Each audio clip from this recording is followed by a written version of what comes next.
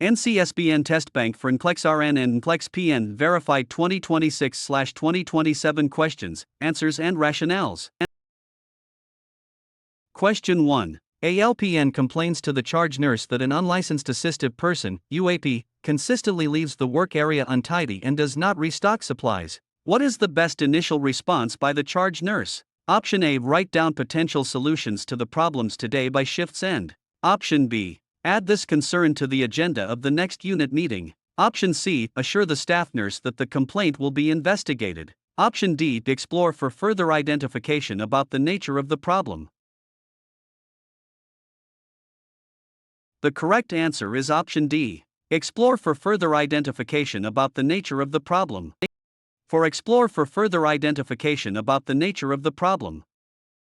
Question 2. The nurse assists with the reinforcement of information about breast self-examination to a group of college students. A female student asks when to perform the monthly exam. The appropriate reply by the nurse should include which statement? Option A. Ovulation or mid-cycle is the best time to detect changes. Option B. Do the exam at the same time every month. Option C. Right after the period, when your breasts are less tender. Option D. The first of every month, because it will be easiest to remember.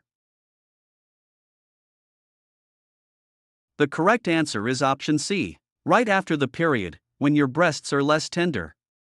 3. Question 3. The nurse is caring for a 75-year-old client with type 2 diabetes mellitus. The client should be instructed to contact the outpatient clinic immediately if which findings are present. Option A. An open wound on the heel with minimal discomfort. Option B. Occasional hiccups and sneezing. Option C. Sustained insomnia and daytime fatigue. Option D. Persistent dryness and itching of the perineal area. The correct answer is option A. An open wound on the heel with minimal discomfort. 1. An open wound on the heel with minimal discomfort. Question 4. A pregnant woman has been advised to alter her diet during pregnancy by increasing the intake of protein and vitamin C to meet the needs of the growing fetus. Which diet choice would best meet the woman's needs? 1. Option A. Cup of macaroni, 3/4 cup of peas, glass whole milk, medium pear. Option B. A scrambled egg, hash browned potatoes, 1/2 glass of buttermilk, large nectarine. Option C. 3 ounces chicken, 1/2 cup of corn, lettuce salad, small banana. Option D. Beef, 1/2 cup of lima beans, glass of skim milk, 3/4 cup of strawberries.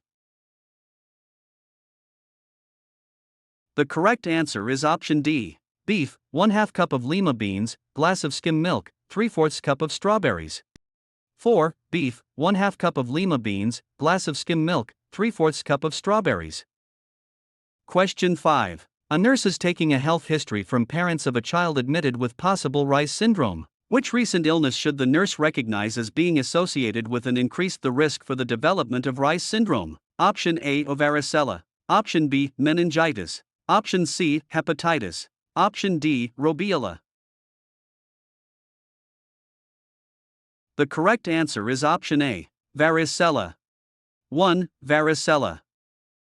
Question 6. A Native American chief visits his newborn son and performs a traditional ceremony that involves feathers and chanting. The nurse comments to a colleague, "I wonder if he has any idea how ridiculous he looks, he's a grown man."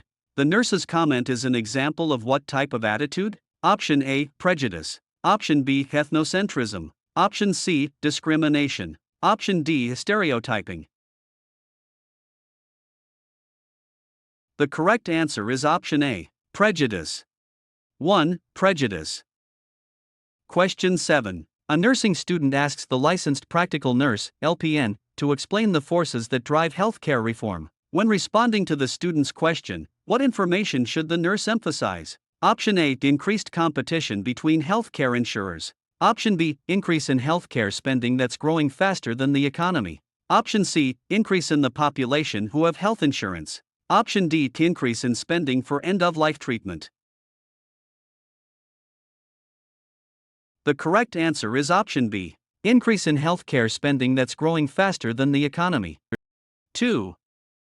Question 8. A child is admitted to the unit with the suspected diagnosis of pertussis, whooping cough. What is the priority nursing intervention for this child? Option A. Maintain hydration and encourage fluids. Option B. Implement droplet precautions. Option C. Monitor respiratory rate and oxygen saturation. Option D. Anti-infective therapy. The correct answer is option B. Implement droplet precautions. 2. Question 9. A client has an indwelling catheter with continuous bladder irrigation after undergoing a transurethral resection of the prostate, TURP, 12 hours ago. Which finding at this time should be reported to the registered nurse, RN, charge nurse? Option A. Complaints for the feeling of pulling on the urinary catheter. Option B. Light, pink to clear urine. Option C. Occasional suprapubic cramping. Option D. Minimal drainage into the urinary collection bag. The correct answer is option D. Minimal drainage into the urinary collection bag. For minimal drainage into the urinary collection bag. Question 10. A nurse is caring for a woman 2 hours after a vaginal delivery. Documentation indicates that the membranes ruptured 36 hours prior to delivery. Which of these nursing diagnoses should the nurse expect the charge nurse to list as a priority at this time? Option A. Risk for fluid volume deficit. Option B. Risk for excessive bleeding. Option C. Risk for infection. Option D. Altered tissue perfusion. The correct answer is option C. Risk for infection. 3. Question 11. A 14-month-old child ingests a half a bottle of baby aspirin, 81 mg, tablets. Which finding should a nurse expect to see in the child? Option A. Hypothermia. Option B. Nausea and vomiting. Option C. Hypoventilation. Option D. Bradycardia. The correct answer is option B. Nausea and vomiting. 2. Question 12. A school nurse monitors a child with a history of tonic-clonic seizures. The school nurse should inform teachers that if the child falls to the floor and experiences a seizure while in the classroom, which of the following would be the most important action to take during the seizure? Option A. Place the hands or a folded blanket under the head of the child. Option B. Provide privacy as much as possible to minimize frightening the other children. Option C. Move any chairs or desks at least 3 feet away from the child. Option D. Note the sequence of movements with the time lapse of the event. The correct answer is option A. Place the hands or a folded blanket under the head of the child. 1. Place the hands or a folded blanket under the head of the child. Question 13. A client is admitted with diagnosis of a right upper lobe infiltrate and to rule out active tuberculosis, TB. Which type of precautions will be needed for this client? Option A. A droplet. Option B. Contact. Option C. Standard. Option D. Airborne. The correct answer is option D. Airborne. 4. Question 14. A client has had a positive reaction to purified protein derivative, PPD. Which statement made by the client suggests the client understands the teaching by the registered nurse, RN? Option A. I have active tuberculosis. Option B. I have been exposed to Mycobacterium tuberculosis. Option C. I have never been infected with Mycobacterium tuberculosis. Option D. I have never had tuberculosis. The correct answer is option B. I have been exposed to Mycobacterium tuberculosis. 2. Question 15. A nurse is caring for a client with pneumococcal pneumonia. Which breath sounds would the nurse expect to disappear as the client responds to the antibiotic treatment? Option A. Wheezes. Option B. Friction rubs. Option C. Ronchi. Option D. Diminished sounds. The correct answer is option C. Ronchi. 3. Question 16. A young adult seeks treatment in an outpatient mental health center. The client tells a nurse, I am a government official and spies are following me. Upon further questioning, the client reveals that warnings must be heeded to prevent nuclear war. What is the initial therapeutic approach that the nurse should use? Option A. Listen quietly without comment. Option B. Ask for further information on the spies. Option C. Confront the client about the delusions. Option D. Contact security for potential safety concerns. The correct answer is option A. Listen quietly without comment. 1. Listen quietly without comment. Question 17. Lactulose has been prescribed for a client with advanced liver disease. Which finding should the nurse use to evaluate the effectiveness of this treatment? Option A, less jaundice. Option B, increased appetite. Option C, decreased lethargy. Option D, less edema. The correct answer is option C, decreased lethargy. 3. Question 18. The LPN is unsure about an assignment by the charge nurse to hang an intravenous 4 infusion that contains potassium. What resource should the LPN check first to determine if LPNs can administer 4 medications? Option A, employer policy and procedures manuals. Option B, a nursing faculty from a local nursing program. Option C, the Nurse Practice Act of the state in which the practice takes place. Option D, American Nurses Association, ANA, professional standards.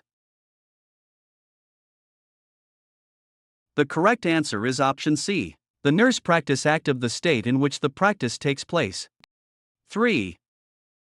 Question 19. The nurse is assisting with the delivery of a newborn infant. What is the priority nursing intervention for a normal newborn immediately after delivery? Option A, dry off infant with a warm blanket or towel. Option B, apply identification bracelets. Option C, assign the 1-minute APGAR score. Option D, to obtain vital signs.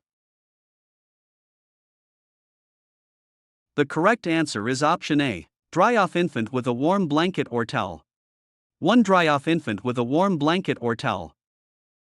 Question 20. The registered nurse is teaching a childbirth education class about postpartum depression. Which statement, made by a class member, indicates that more teaching is needed? Option A, I will make an effort to talk with someone about my feelings if I start to feel overwhelmed. Option B, it's common for women with postpartum depression to have delusions about the infant. Option C, women with postpartum depression have feelings of guilt and worthlessness. Option D, I may experience postpartum depression up to a year after delivery.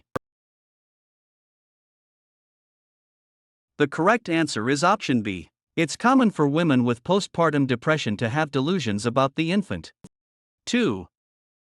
Question 21. The nurse is reinforcing information about the side effects of fluoxetine to a client. Which group of findings should be included? Option A, diarrhea, dry mouth, weight loss, reduced libido. Option B, tachycardia, blurred vision, hypotension, anorexia. Option C, orthostatic hypotension, vertigo, reactions to tyramine, nausea. Option D, photosensitivity, seizures, edema, hyperglycemia.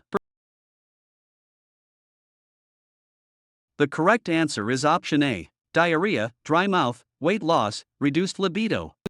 1. Diarrhea, dry mouth, weight loss, reduced libido. Question 22. A client has a diagnosis of heart failure. Which intervention is most important for the nurse to implement prior to the administration of digoxin? Option A, use the pulse reading from the electronic blood pressure device. Option B, take a radial pulse, counting for a full 60 seconds. Option C, check for a pulse deficit at least twice with another nurse. Option D, assess the apical pulse, counting for a full 60 seconds.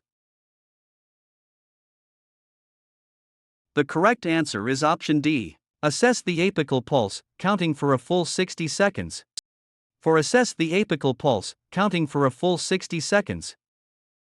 Question 23. A client diagnosed with bipolar disorder refuses to take the prescribed medication. Which is the most therapeutic response by a nurse to the client's refusal of the medication? Option A, you need to take your medicine. This is how you get better. Option B, what is it about the medicine that you don't like? Option C, I can see that you are uncomfortable right now, let's talk about it tomorrow. Option D, if you refuse your medicine, tell me how do you think you will get better? The correct answer is option B. What is it about the medicine that you don't like? 2. Question 24. A parent expresses frustration and anger about the toddler constantly saying no and refusing to follow directions. The nurse should help the parent understand that this behavior meets which developmental need? Option A, self-esteem. Option B, initiative. Option C, independence. Option D, trust. The correct answer is option C, independence. 3.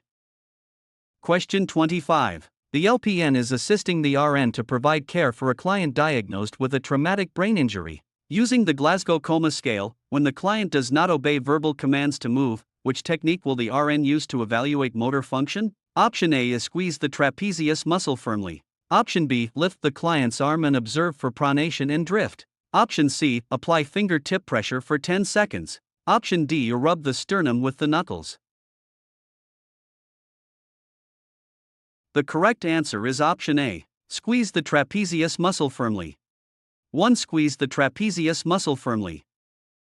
Question 26. A newborn has hyperbilirubinemia and is being treated with a Billy blanket. Which intervention is indicated during this therapy? Option A, discontinue breastfeeding during treatment. Option B, rotate the neonate to treat all of his/her skin. Option C, restrict holding the newborn during treatment. Option D, provide more frequent feedings.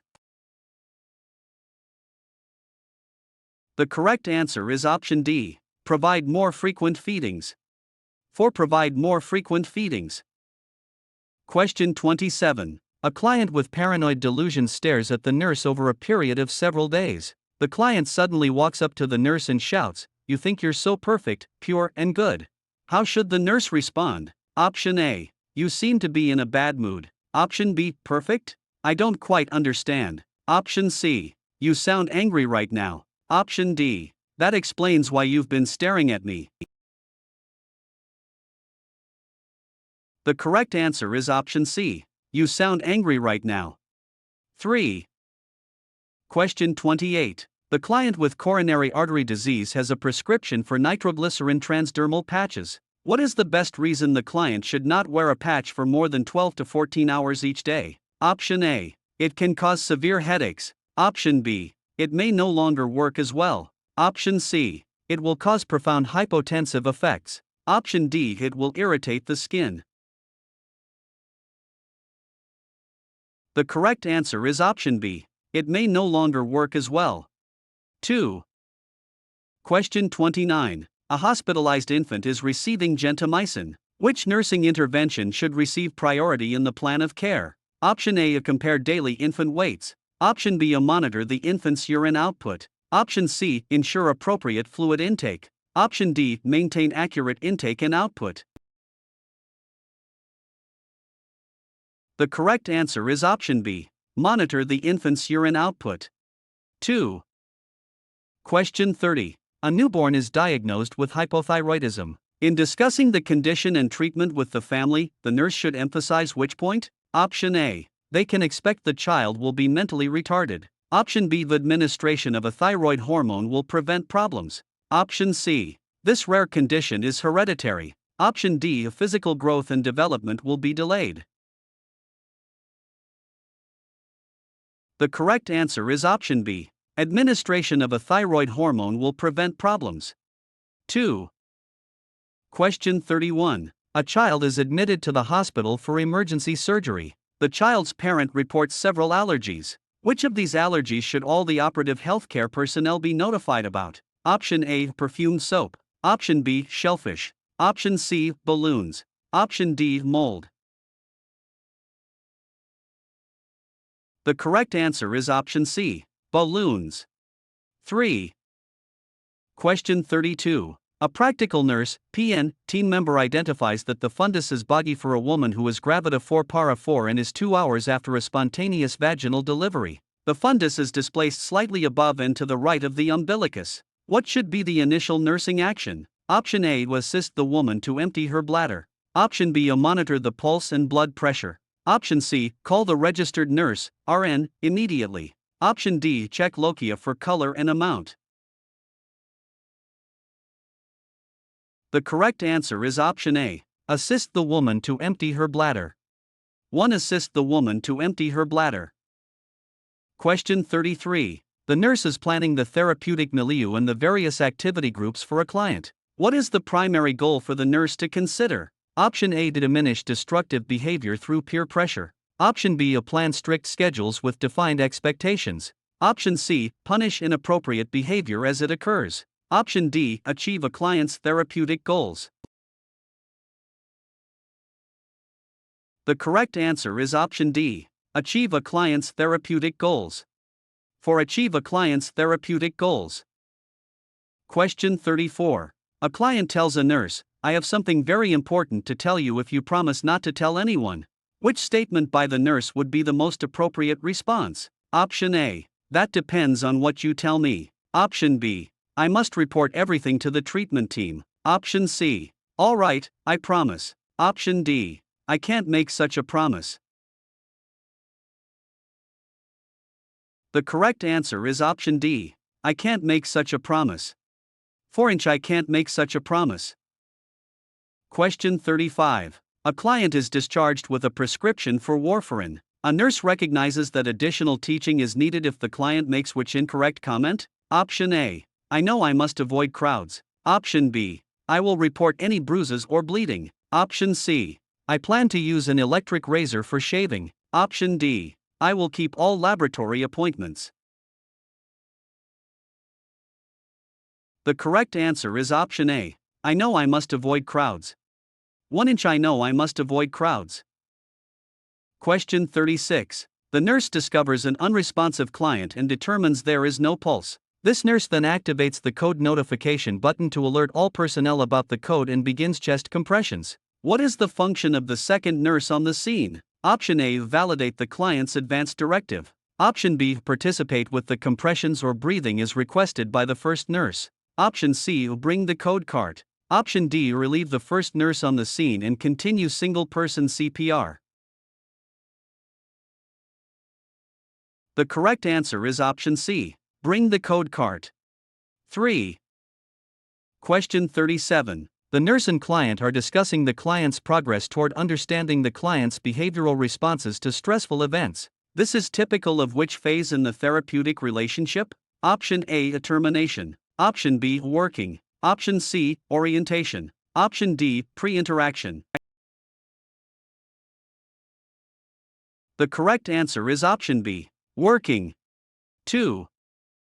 Question 38. The nurse is collecting data on a group of clients in a long-term healthcare facility. Which client is at a highest risk for the development of pressure ulcers? Option A. Ambulatory client who had 3 incontinent diarrhea stools in the past 24 hours. Option B. Ambulatory older adult diagnosed with type 2 diabetes for the past 20 years. Option C. Obese client who uses a wheelchair throughout the facility. Option D. Malnourished older adult client who is on bed rest. The correct answer is option D. Malnourished older adult client who is on bed rest. 4. Question 39. A client diagnosed with head trauma is in a non-responsive state. Vital signs are stable and breathing is regular and spontaneous. What should the nurse document to accurately describe the client's status? Option A. Glasgow Coma Scale 13, no ventilator required. Option B. A Glasgow Coma Scale 8, respirations regular. Option C. Appears to be sleeping, vital signs stable. Option D. A comatose, breathing unlabored, is resting.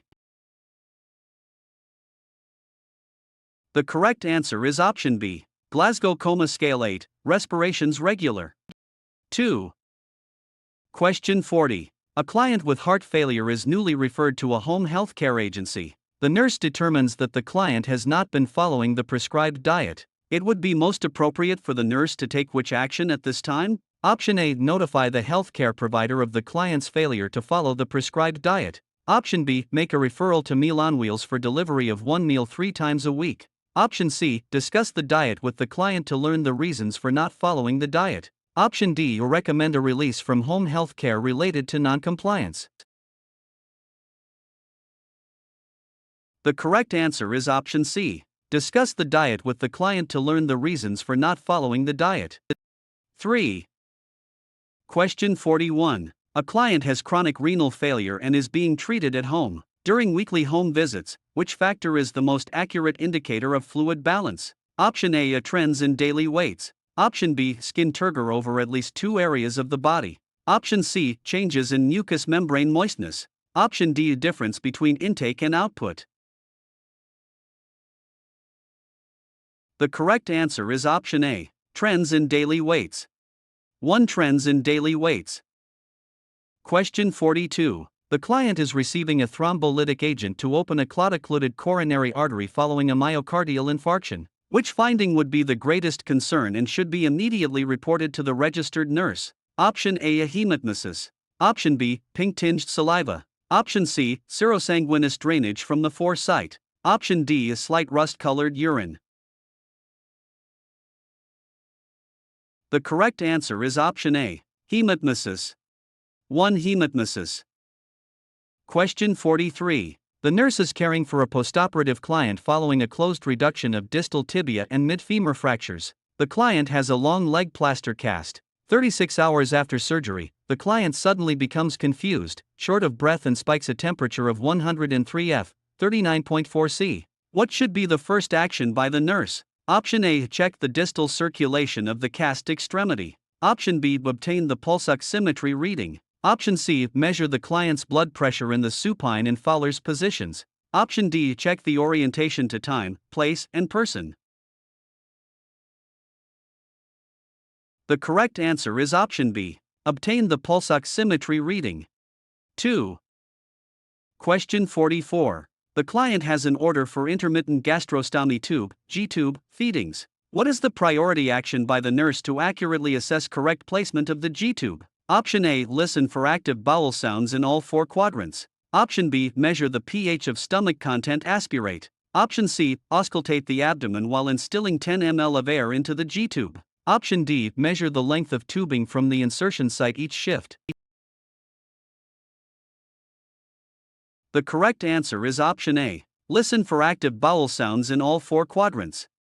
1. Listen for active bowel sounds in all 4 quadrants. 2. Measure the pH of stomach content, aspirate. 3. Auscultate the abdomen while instilling 10 ml of air. And 1. Listen for active bowel sounds in all 4 quadrants. 2. Measure the pH of stomach content, aspirate. 3. Auscultate the abdomen while instilling 10 ml of air into the G-tube. 4. Measure the length of tubing from the insertion site each shift of the G-tube. 4. Measure the length of tubing from the insertion site each shift. Question 45. The client is diagnosed with infective endocarditis of the tricuspid valve. Which finding suggests a complication of this condition? Option A. Pronounced wheezes. Option B. Pain on deep inspiration. Option C. Sudden back pain. Option D. Sudden dyspnea. The correct answer is option D. Sudden dyspnea. 4. Question 46. A client is scheduled for a percutaneous transluminal coronary angioplasty, PTCA. What should the nurse understand about the purpose of this procedure? Option A. The surgical repair of a diseased coronary artery. Option B. A non-invasive radiographic examination of the heart. Option C. A process to compress arterial plaque to improve blood flow. Option D. The placement of an automatic internal cardiac defibrillator. The correct answer is option C. A process to compress arterial plaque to improve blood flow. 3. Question 47. A 2-day-old infant born with spina bifida and meningomyocele is recovering after an initial surgery. As the nurse accompanies the grandparents for their first visit since the child's birth, which of these responses might the nurse expect from the grandparents? Option A. Anger. Option B. Disbelief. Option C. Depression. Option D. Frustration. The correct answer is option B. Disbelief. 2. Question 48. The ICU nurse works in a rural hospital that has a remote electronic ICU monitoring system, EICU. What is one of the best reasons for having access to an EICU? Option A. An ICU nurse and intensivist remotely monitor ICU clients around the clock. Option B. An ICU nurse is on call to answer questions when needed. Option C. Clients can ask the intensivist for a second opinion. Option D. Less staff is needed on site when a remote EICU is available. The correct answer is option A. An ICU nurse and intensivist remotely monitor ICU clients around the clock. 1. Question 49. A child has severe burns to the lower extremities. A diet high in protein and carbohydrates is recommended. The nurse should care for this client with the knowledge that the most important reason for such a diet is to achieve which result? Option A. Provide a well-balanced nutritional intake. Option B. Promote healing and strengthen the immune system. Option C. Spare protein catabolism to meet metabolic and healing needs. Option D. Stimulate increased peristalsis and nutrient absorption. The correct answer is option C. Spare protein catabolism to meet metabolic and healing needs. 3. Question 50. A nurse is reinforcing information about the administration of an albuterol inhaler to an adult diagnosed with asthma. What should be the priority comment made by the nurse? Option A. Use this medication at bedtime to promote rest. Option B. Notify the healthcare provider if your canister lasts only 2 weeks. Option C. Inhale this medication after other asthma sprays. Option D. Discontinue the inhaler if you are dizzy. The correct answer is option B. Notify the healthcare provider if your canister lasts only 2 weeks. 2. Question 51. An 80-year-old client is hospitalized for a chronic condition. The client informs family members that a living will has been prepared and the client wants no life-prolonging measures performed. The client's condition deteriorates and the client becomes unresponsive. Which of the following nursing actions is most appropriate? Option A. Notify the attending physician. Option B. Consult the charge nurse and prepare to transfer the client to an intensive care unit. Option C. Call the rapid response team. Option D. Contact the family member indicated in the admission forms. The correct answer is option A. Notify the attending physician. 1. Question 52. The nurse is caring for a client who has just been admitted to the inpatient mental health unit with severe depression. Which concern should be a priority of care? Option A. Safety. Option B. Elimination. Option C. Arrest. Option D. Nutrition. The correct answer is option A. Safety. 1. Question 53. A nurse is discussing with a client the precautions with warfarin. The nurse should tell the client to avoid foods with excessive amounts of what substance? Option A. Iron. Option B. Calcium. Option C. Of vitamin E. Option D. Of vitamin K. The correct answer is option D. Vitamin K. 4. Question 54. The nurse has established a therapeutic relationship with a client. Which observation would indicate that the nurse-client relationship has passed from the orienting phase to the working phase? Option A. The client revitalizes a relationship with the family to help in coping with a child's death.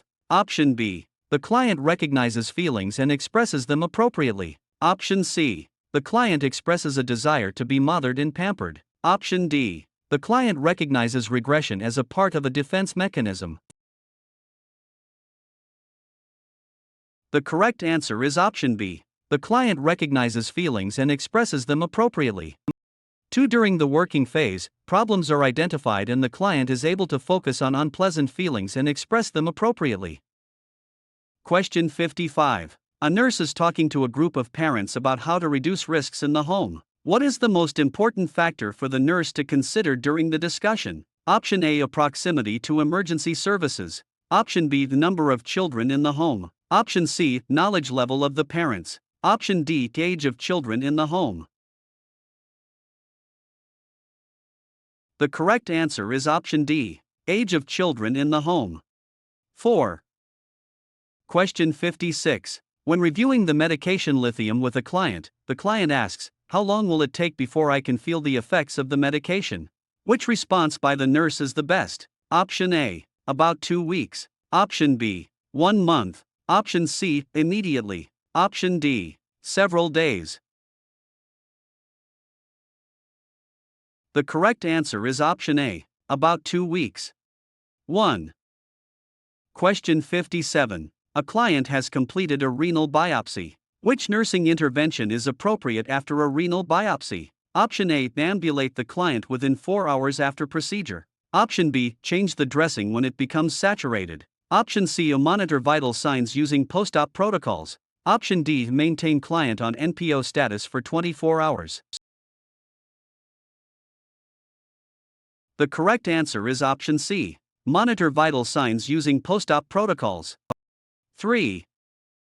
Question 58. The nurse is caring for a client who is 1 day postoperative with a T-tube following a cholecystectomy. What color would the nurse expect the drainage from the client's T-tube to be? Option A. Dark brown. Option B. Green. Option C. Yellowish brown. Option D. Orange. The correct answer is option C. Yellowish brown. 3. Question 59. The nurse is giving a morning bath to a client who has a colostomy. While giving the bath, the nurse should reinforce that the collection pouch should be emptied at what time? Option A, prior to going to sleep at night. Option B, after each fecal elimination. Option C, at the same time each day. Option D, when it is 1/3 to 1/2 full. The correct answer is option D, when it is 1/3 to 1/2 full. 4. Question 60. A client is scheduled to have blood drawn for serum cholesterol and triglycerides tomorrow morning. What information should the nurse reinforce to the client about the test? Option A, be sure to eat a fat-free diet until the test, and drink lots of water. Option B, stay at the laboratory so that 2 blood samples can be drawn an hour apart. Option C, do not eat or drink anything but water for 12 hours before the blood test. Option D, have the blood drawn within 2 hours of eating breakfast. The correct answer is option C. Do not eat or drink anything but water for 12 hours before the blood test. 3. Question 61. The nurse is caring for a hospitalized adolescent. The nurse recognizes that which of these concerns will be the greatest for a hospitalized adolescent? Option A, restricted physical activity. Option B, separation from family. Option C, altered body image. Option D, unrelieved pain. The correct answer is option C, altered body image. 3. Question 62. In checking a postpartum client, the nurse palpates a firm fundus. However, the nurse also observes a constant trickle of bright red blood from the vaginal opening. What should the nurse suspect? Option A, a retained placenta. Option B, clotting disorder. Option C, vaginal lacerations. Option D, uterine atony. The correct answer is option C, vaginal lacerations. 3. Question 63. A client diagnosed with gout is admitted with severe pain, swelling and redness in the proximal toe joint of the right foot. The nurse should anticipate that the plan of care would include which focus? Option A, high-protein diet. Option B, fluid intake of at least 3,000 ml/day. Option C, acetaminophen for inflammation. Option D, hot compresses to affected joints. The correct answer is option B, fluid intake of at least 3,000 ml/day. 2.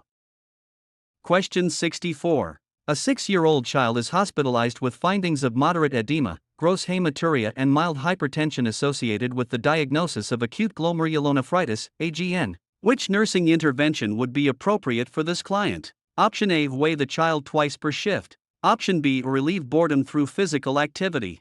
Option C, institute seizure precautions. Option D, encourage the child to eat protein-rich foods. The correct answer is option C, institute seizure precautions. 3. Question 65. A mother asks about expected motor skills for her 3-year-old child. Which activity should the nurse discuss as normal at this age? Option A, riding a tricycle. Option B, tying shoelaces. Option C, jumping rope. Option D, playing hopscotch. The correct answer is option A, riding a tricycle. 1. Question 66. The nurse is assessing a client who has been treated long-term with glucocorticoid therapy. Which finding might the nurse expect? Option A, jaundice. Option B, peripheral edema. Option C, buffalo hump. Option D, increased muscle mass. The correct answer is option C, buffalo hump. 3. Question 67. A client diagnosed with autism begins to eat with both hands. The nurse can best handle the behavior by using which approach? Option A, commenting, I believe you know better than to eat with your hands. Option B, removing the food and stating you can't have any more food until you use the spoon. Option C, jokingly stating, well, I guess fingers sometimes work better than spoons. Option D, placing the spoon in the client's hand and stating use the spoon to eat your food. The correct answer is option D, placing the spoon in the client's hand and stating use the spoon to eat your food. 4. Question 68. The client is diagnosed with heart failure and oral digoxin is prescribed. What is the priority nursing assessment for this medication? Option A, monitor serum electrolytes and creatinine. Option B, measure apical pulse prior to administration. Option C, maintain accurate intake and output ratios. Option D, monitor blood pressure every 4 hours. The correct answer is option B, measure apical pulse prior to administration. 2. Question 69. A 16-month-old child has just been admitted to the hospital. As the nurse assigned to this child enters the hospital room for the first time, the toddler runs to the mother, clings to her and begins to cry. What should be the next action of the nurse? Option A, arrange to change client care assignments. Option B, discuss with the parent the appropriate use of timeout. Option C, explain to the mother that the child needs extra attention. Option D, explain to the parent that this behavior is expected. The correct answer is option D. Explain to the parent that this behavior is expected. 4. Question 70. The mother of a hospitalized 2-year-old child asks a nurse's advice about the child screaming every time the mother gets ready to leave the hospital room. The best advice by the nurse would include which approach? Option A, explain that this behavior will stop within a few days. Option B, suggest that the mother sneak out of the child's room when the child is asleep. Option C, request for the mother to remain with the child at all times. Option D, help the mother understand that this is a normal response to hospitalization. The correct answer is option D. Help the mother understand that this is a normal response to hospitalization. 4. Question 71. A client has a percutaneous endoscopic gastrostomy (PEG) tube that is used to administer feedings and medications. Which nursing action is best to ensure patency of the tube? Option A, encouraging the client to cough to relieve abdominal bloating prior to or following a feeding. Option B, adequately flushing the tube with water before and after use. Option C, completely crushing all medications prior to administration. Option D is squeezing the tube to dislodge obstructions. The correct answer is option B, adequately flushing the tube with water before and after use. 2. Question 72. A nurse is observing an 8-month-old client. Which behavior would the nurse anticipate the infant to be able to display? Option A, pull up to stand. Option B, use a spoon. Option C, say 2 words. Option D, sit without support. The correct answer is option D, sit without support. 4.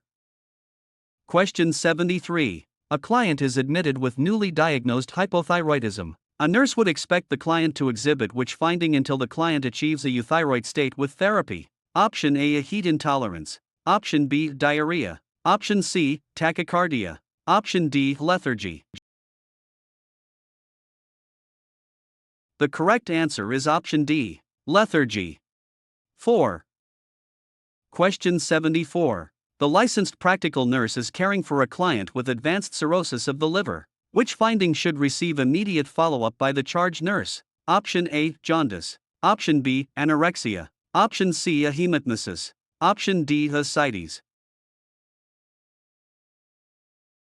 The correct answer is option C, hematmesis. 3.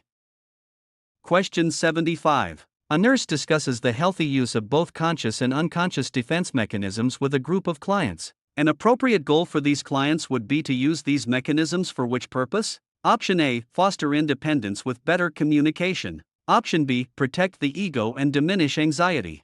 Option C, eliminate anxiety and apprehension. Option D, avoid conflict and unpleasant consequences. The correct answer is option B, protect the ego and diminish anxiety. 2. Question 76. A 3-year-old child is brought to the health clinic. The grandmother reports that the child is always scratching his bottom and is extremely irritable.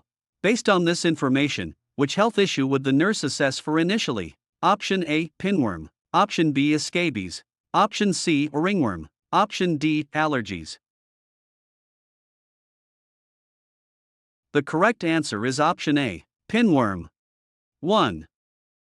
Question 77. The nurse is caring for a client diagnosed with acute angina. The client reports substernal chest pain, diaphoresis, and nausea. What should be the first action by the nurse? Option A, administer PRN pain medication is ordered. Option B, determine the origin of the pain. Option C. Draw blood for troponin/CK and CBC per standing orders. Option D. Order ECG per standing orders. The correct answer is option A. Administer PRN pain medication as ordered. 1. Question 78. The client is diagnosed with Parkinson's disease, PD, and takes more than 1 hour to dress for scheduled therapies. Based on this finding, what is the most appropriate nursing intervention? Option A. Allow the client the time needed to dress. Option B. To encourage the client to dress more quickly. Option C. Ask family members to dress the client. Option D. Demonstrate methods on how to dress more quickly.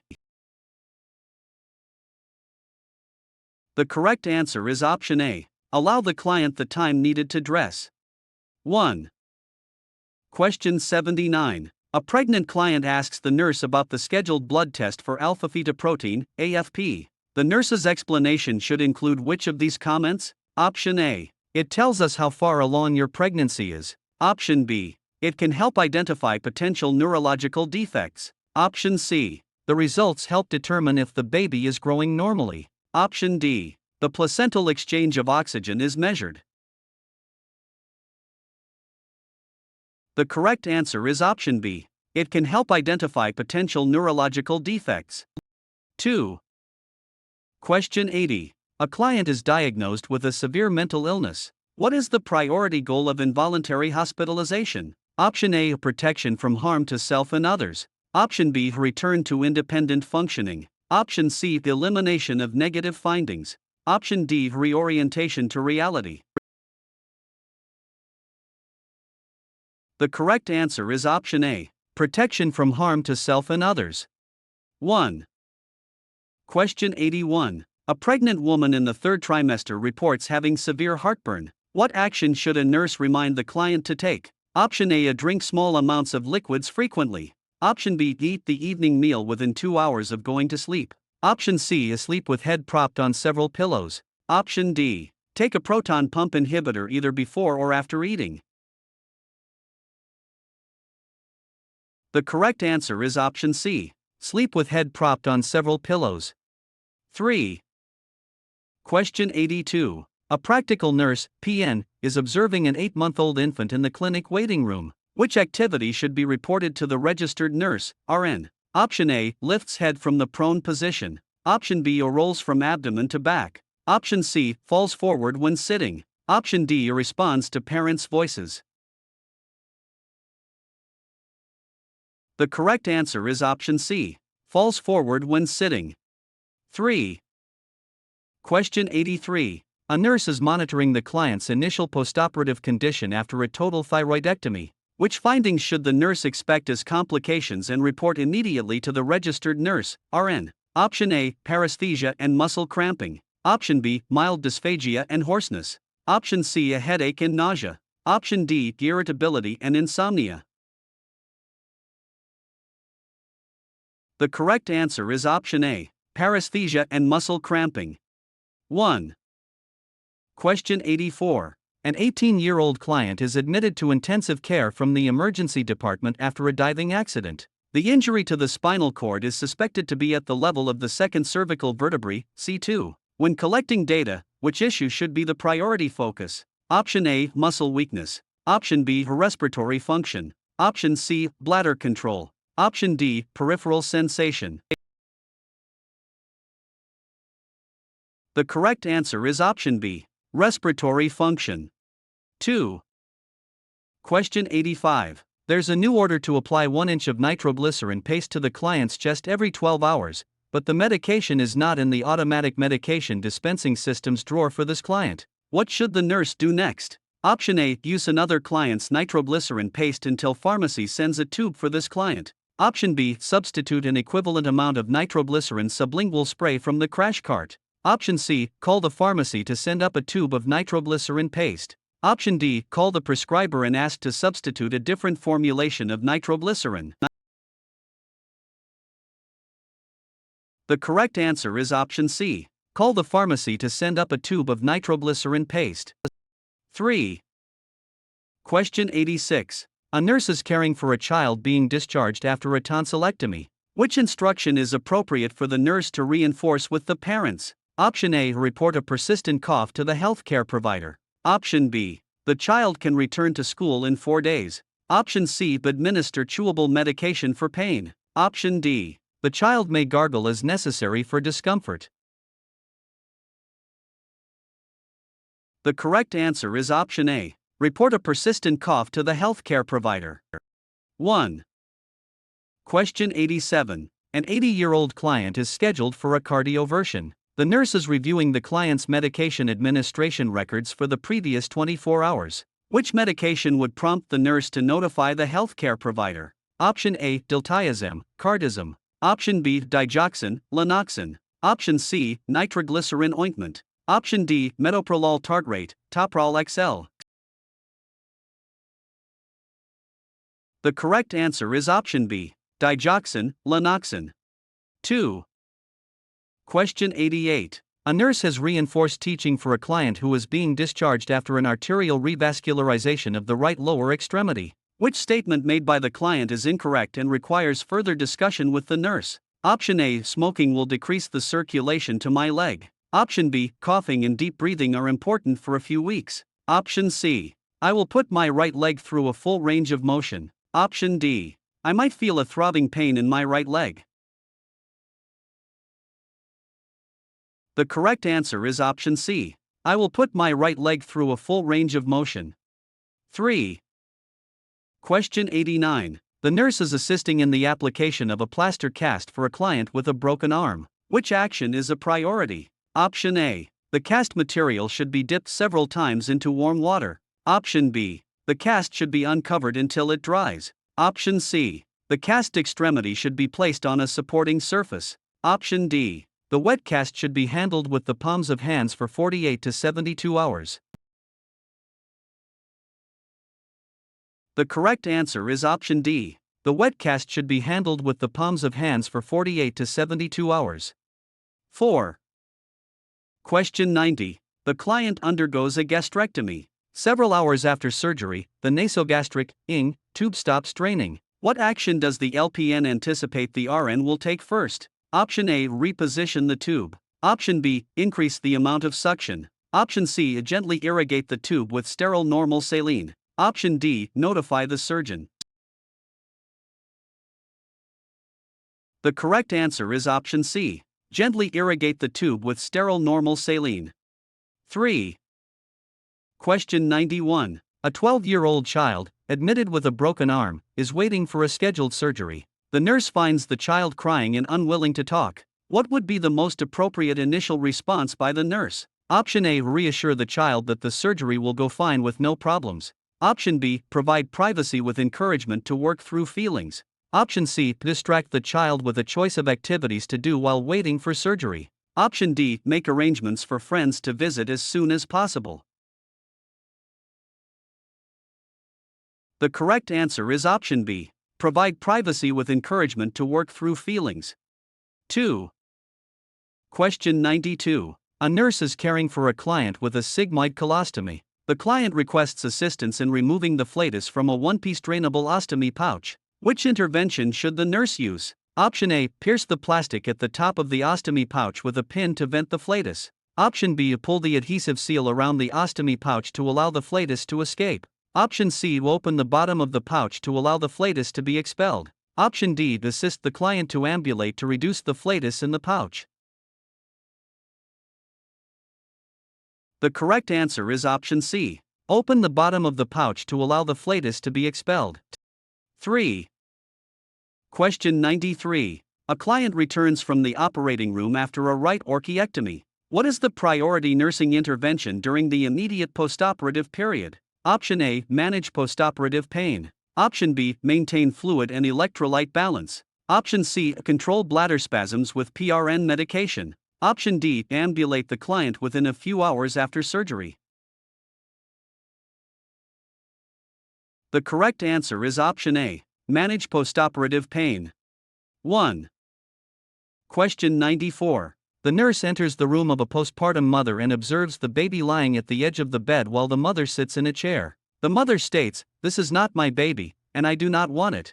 How should the nurse respond? Option A. What a beautiful baby. The baby's eyes are just like yours. Option B. This is a common occurrence after birth. Let's talk about how to accept the baby. Option C. You seem upset. Tell me about how you are feeling. Option D. Many women have postpartum blues and need some time to love the baby.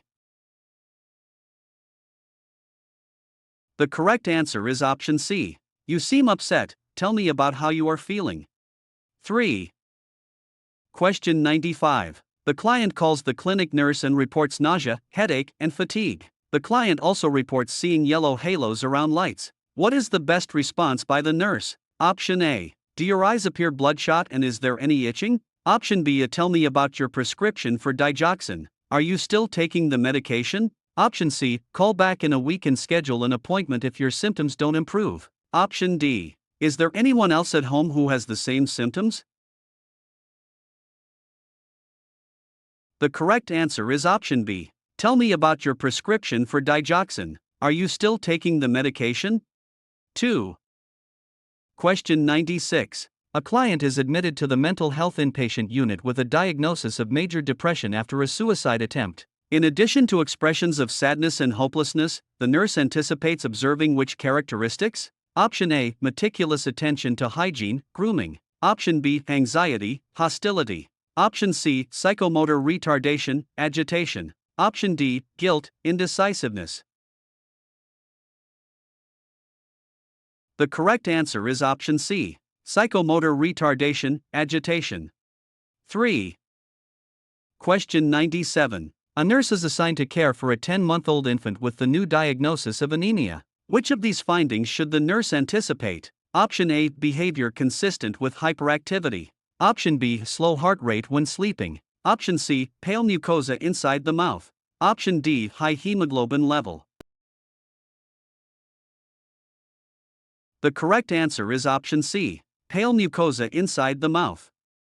3. Question 98. The nurse is assisting a withdrawn client to begin to develop relationship skills. Which nursing intervention should be most effective? Option A. Assist the client to analyze the meaning of behaviors. Option B. Remind the client frequently to interact with other clients. Option C. Offer the client frequent opportunities to interact with the nurse. Option D. Initiate client interactions with one or two other clients. The correct answer is option C. Offer the client frequent opportunities to interact with the nurse. 3. Question 99. A female client admitted for a breast biopsy says tearfully to a nurse, "If this turns out to be cancer and I have to have my breast removed, my partner will never come near me." What would be the most appropriate response to this statement? Option A. Are you questioning the depth of your relationship? Option B. Why are you concerned that you will be rejected? Option C. You sound worried that the surgery might change your relationship with your partner. Option D. I'm sure your companion will understand. The correct answer is option C. You sound worried that the surgery might change your relationship with your partner. 3. Question 100. The client is diagnosed with asthma. What information should the nurse reinforce that the client should monitor on a daily basis? Option A. Peak airflow volume. Option B. Respiratory rate. Option C. A pulse oximetry. Option D. A skin color. The correct answer is option A. Peak airflow volume. 1. Question 101. A nurse is providing home care for a client diagnosed with chronic heart failure and episodes of pulmonary edema. Which nursing diagnosis should the nurse expect as a priority in the plan of care? Option A. Activity intolerance related to an imbalance of oxygen supply and demand. Option B. Imbalanced nutrition related to poor appetite. Option C. Risk for impaired skin integrity related to dependent edema. Option D. Constipation related to reduced activity level. The correct answer is option A. Activity intolerance related to an imbalance of oxygen supply and demand. 1. Question 102. The nurse has been reinforcing information about cardiac risks to adult clients when they visit the hypertension clinic. What would be the best way to determine if learning has occurred? Option A. Performance on written tests. Option B. Completion of a mailed survey. Option C. Responses to verbal questions. Option D, reported behavioral changes. The correct answer is option D, reported behavioral changes. 4. Question 103. The nurse is caring for a postoperative client. What is the priority nursing intervention the nurse will reinforce for preventing atelectasis? Option A, turn, cough and breathe deeply. Option B, ambulate client within 12 hours. Option C, maintain adequate hydration. Option D, a splint incision when moving or coughing. The correct answer is option A, turn, cough and breathe deeply. 1. Question 104.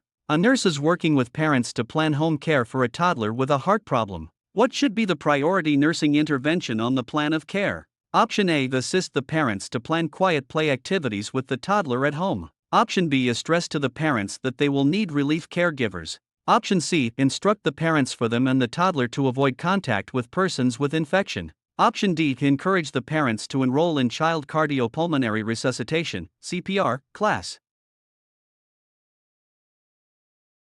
The correct answer is option D. Encourage the parents to enroll in child cardiopulmonary resuscitation (CPR) class.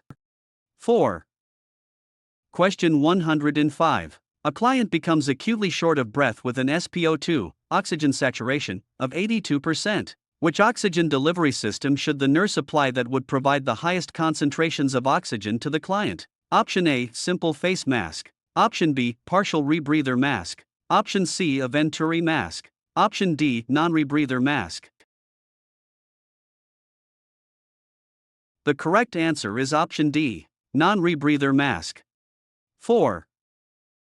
Question 106. A nurse gathers data related to delayed gross motor development in a 3-year-old client. Which observation by the nurse should confirm this finding? Option A, cannot ride a bicycle. Option B, cannot catch a ball. Option C, cannot skip on alternate feet. Option D, cannot stand on one foot. The correct answer is option D, cannot stand on one foot. 4. Question 107. A client is admitted to the hospital with a history of confusion. The client has difficulty remembering recent events and becomes lost when outside of the home. Which statement would provide the best reality orientation for this client? Option A, hello, my name is Elaine Jones and I am your nurse for today. Option B, good morning, you're in the hospital. I am your nurse Elaine Jones. Option C, how are you today? Remember, you're in the hospital. I will be your nurse all day. My name is Elaine Jones. Option D, good morning, I am Elaine Jones, your nurse. Do you remember where you are? The correct answer is option B. Good morning, you're in the hospital. I am your nurse Elaine Jones. 2. Question 108. A client is diagnosed with a salmonella infection. What is a primary nursing intervention to be taken to minimize the transmission of disease from this client? Option A, double glove when in contact with feces or emesis. Option B, wash hands thoroughly before and after any client contact. Option C, wear gloves when disposing of contaminated linens. Option D, use gloves when in contact with body secretions. The correct answer is option B. Wash hands thoroughly before and after any client contact. 2. Question 109. A 6-month-old infant is being treated for developmental hip dysplasia and has been placed in a hip spicaplaster cast. Which discharge information is important for the nurse to reinforce with the parents? Option A, turn the baby every 2 hours using the abduction stabilizer bar. Option B, check frequently for swelling in the baby's feet. Option C, gently rub the skin with a cotton swab to relieve itching. Option D, place favorite books and push-pull toys in the crib. The correct answer is option B. Check frequently for swelling in the baby's feet. 2. Question 110. A nurse is talking to parents about the side effects of routine immunizations. Which findings should the nurse reinforce about calling the healthcare provider if it occurs within 24 to 48 hours after a routine immunization? Option A, a localized tenderness at the injection site. Option B, tympanic temperature of 104 F, 40 C. Option C, some irritability and fussiness. Option D, swelling at the injection site. The correct answer is option B, tympanic temperature of 104 F, 40 C. 2. Question 111. A client exhibits many delusional thoughts. As the nurse assists the client to prepare for breakfast, the client comments, "Don't waste good food on me. I'm dying from this disease I have." Which response by the nurse would be the best? Option A. None of the laboratory reports show that you have any physical disease. Option B. Try to eat a little bit. Breakfast is the most important meal of the day. Option C. I know you believe that you have an incurable disease. Option D. What has your primary healthcare provider told you? The correct answer is option C. I know you believe that you have an incurable disease. 3. Question 112. The family member tells an admitting nurse that the client values the practice of Chinese medicine. The nurse must understand that for this family and client a priority goal should take which focus? Option A. Achieve harmony. Option B. Respect life in old age. Option C. Maintain energy balance. Option D. Restore yin and yang. The correct answer is option D. Restore yin and yang. 4.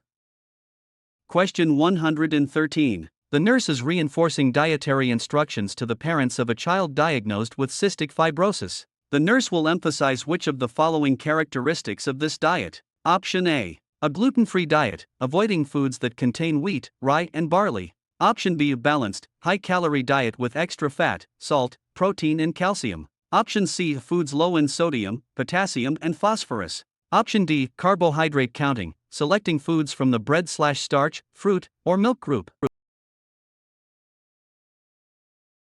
The correct answer is option B. Balanced, high-calorie diet with extra fat, salt, protein, and calcium. 2. Question 114. The nurse works in a psychiatric inpatient setting. What information should the nurse be aware of as one of the most frequent reasons for suicide in adolescence? Option A. Progressive failure to adapt to peer pressure. Option B. A reunion wish or a fantasy of some sort. Option C. Feelings of anger or hostility toward others. Option D. Feelings of alienation or isolation from peers. The correct answer is option D. Feelings of alienation or isolation from peers. 4. Question 115. When a client returns from surgery after an open reduction with cast application for a femur fracture, a small blood stain is noted on the cast by the nurse. 4 hours later, the nurse observes that the stain has doubled in size. What is the initial action for the nurse to take at this time? Option A. Ask the family members to call you when they notice the spot getting larger. Option B. Record the findings in the nurse's notes. Option C. Outline the spot with a pen and note the time and date on the cast. Option D. Report the finding to the registered nurse, RN, charge nurse. The correct answer is option C. Outline the spot with a pen and note the time and date on the cast. 3. Question 116. The nurse is discussing an illness with a 10-year-old child. What should the nurse keep in mind about this child's ability to understand the information at this stage of development? Option A. Makes simple association of ideas. Option B. Bases conclusions on abstract thinking.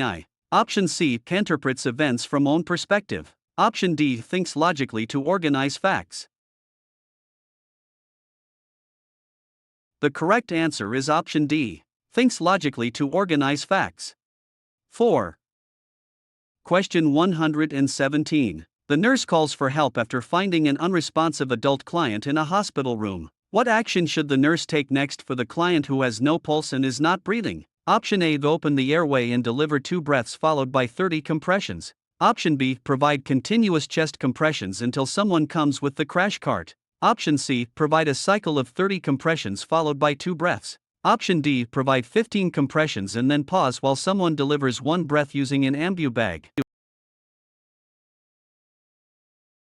The correct answer is option C. Provide a cycle of 30 compressions followed by 2 breaths. 3.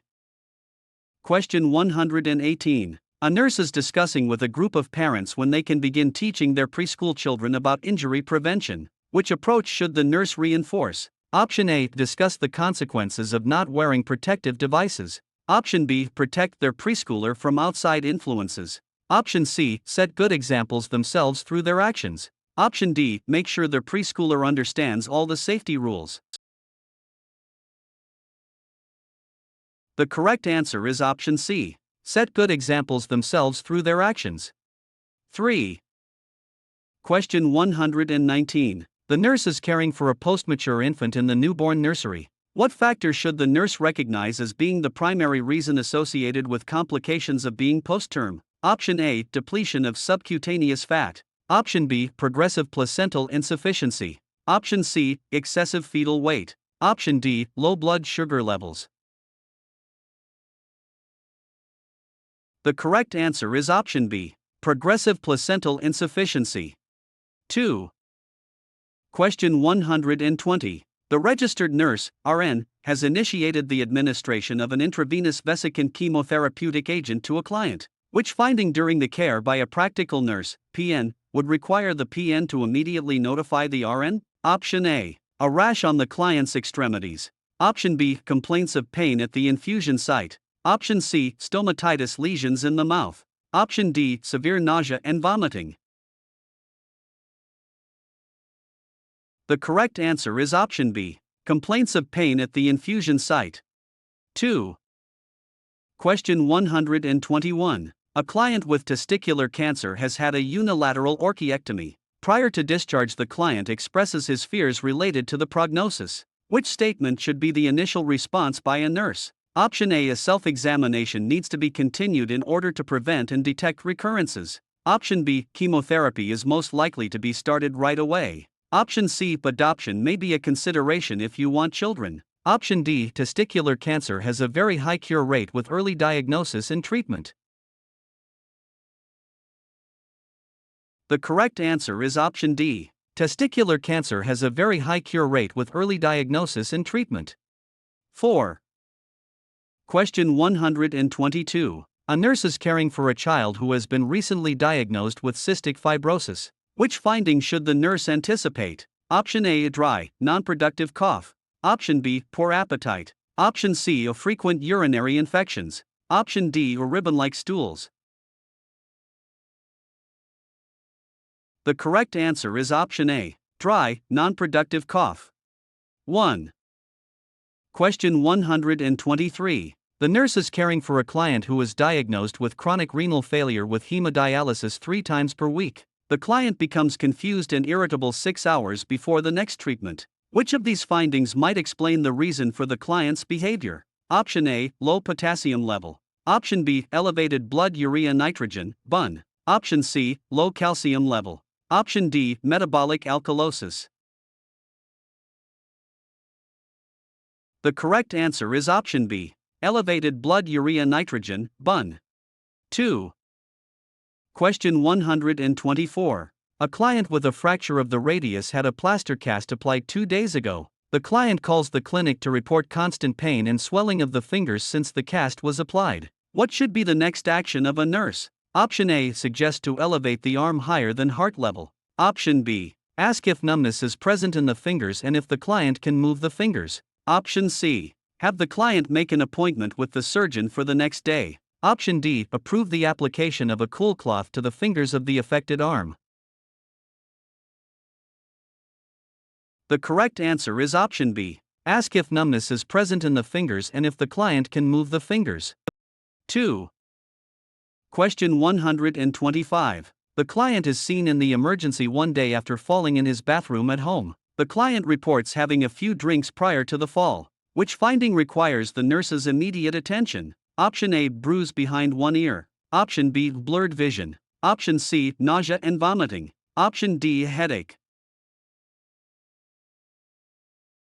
The correct answer is option A, bruise behind one ear. 1. Question 126. Diagnosed with heart failure, the client had an implantable cardioverter defibrillator, ICD, implanted several years ago. The client now has end-stage heart failure and is receiving home hospice care. Which end-of-life care option could have the greatest impact on client comfort? Option A, encouraging the client to sit upright in bed. Option B, confirming advanced directives and plans for resuscitation. Option C, deactivating the implantable cardioverter defibrillator, ICD. Option D. Assisting the client to eat several small meals. The correct answer is option C. Deactivating the implantable cardioverter defibrillator, ICD. 3. Question 127. The client is prescribed alendronate, Fosamax. What information about medication administration should the nurse be sure to reinforce? Option A. Take on an empty stomach. Option B. Take with milk, 2 hours after meals. Option C. Take with calcium. Option D. Take after meals. The correct answer is option A. Take on an empty stomach. 1. Question 128. A couple experienced a miscarriage at 7 months of pregnancy. The nurse makes a home visit 1 week after discharge from the hospital. What intervention should the nurse emphasize to the couple during the home visit? Option A. Plan another pregnancy as soon as possible. Option B. Seek causes of the death for prevention purposes. Option C. A focus on the other healthy children at home. Option D. Discuss feelings with support persons and each other. The correct answer is option D. Discuss feelings with support persons and each other. 4. Question 129. A nurse is reinforcing information to a mother who is breastfeeding a newborn infant diagnosed with oral candidiasis. Which statement by the mother would be incorrect and indicate a need for reinforcement of information? Option A. The therapy can be discontinued when the spots disappear. Option B. I will boil the nipples and pacifiers for 20 minutes. Option C. Expressed breast milk should be used immediately or frozen. Option D. Nystatin should be given 4 times a day after my baby eats. The correct answer is option A. The therapy can be discontinued when the spots disappear. 1. Question 130. The nurse is to administer meperidine 100 mg, atropine 0.4 mg, and promethazine 50 mg IM to a client preoperatively. Which action should the nurse take initially? Option A. Place the bed in the low position. Option B. Instruct the client to remain in bed. Option C. Place the call bell within reach. Option D. Have the client empty the bladder. The correct answer is option D. Have the client empty the bladder. 4. Question 131. The parents of a school-age child are providing information to the nurse about their child. Which of these health issues should the nurse recognize as a finding that could suggest type 1 diabetes? Option A. Being a picky eater. Option B. Weight gain. Option C. Bedwetting. Option D. Boily and acne-prone skin. The correct answer is option C. Bedwetting. 3. Question 132. An adolescent client arrives at a clinic 3 weeks after the birth of her first baby. She tells the nurse she is very worried about not returning to her pre-pregnancy weight. Which approach should the nurse take first? Option A. Review the client's pattern of weight gain over the past year. Option B. Encourage her to talk about her self-image. Option C. Give her several pamphlets on postpartum nutrition. Option D. Ask the mother to record her diet for the next few weeks. The correct answer is option B. Encourage her to talk about her self-image. 2. Question 133. A nurse is caring for a client admitted with the diagnosis of suspected Legionnaire's disease. Which finding would require the nurse's immediate attention? Option A. A dry mouth with frequent requests for water. Option B. Abdominal gas pains that are severe and disappear suddenly. Option C. Increased use of accessory muscles of breathing. Option D. A difficulty sleeping due to leg cramps.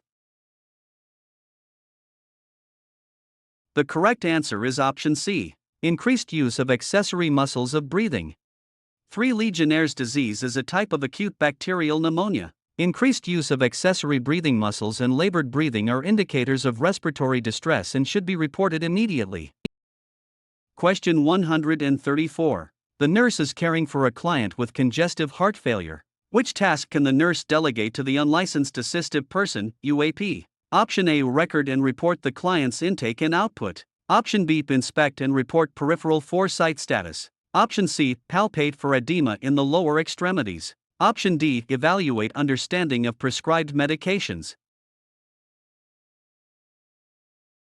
The correct answer is option A. Record and report the client's intake and output. 1.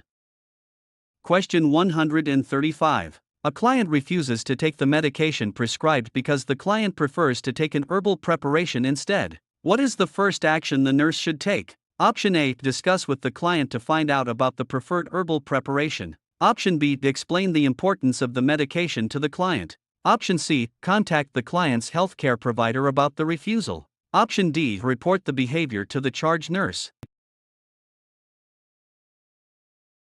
The correct answer is option A. Discuss with the client to find out about the preferred herbal preparation.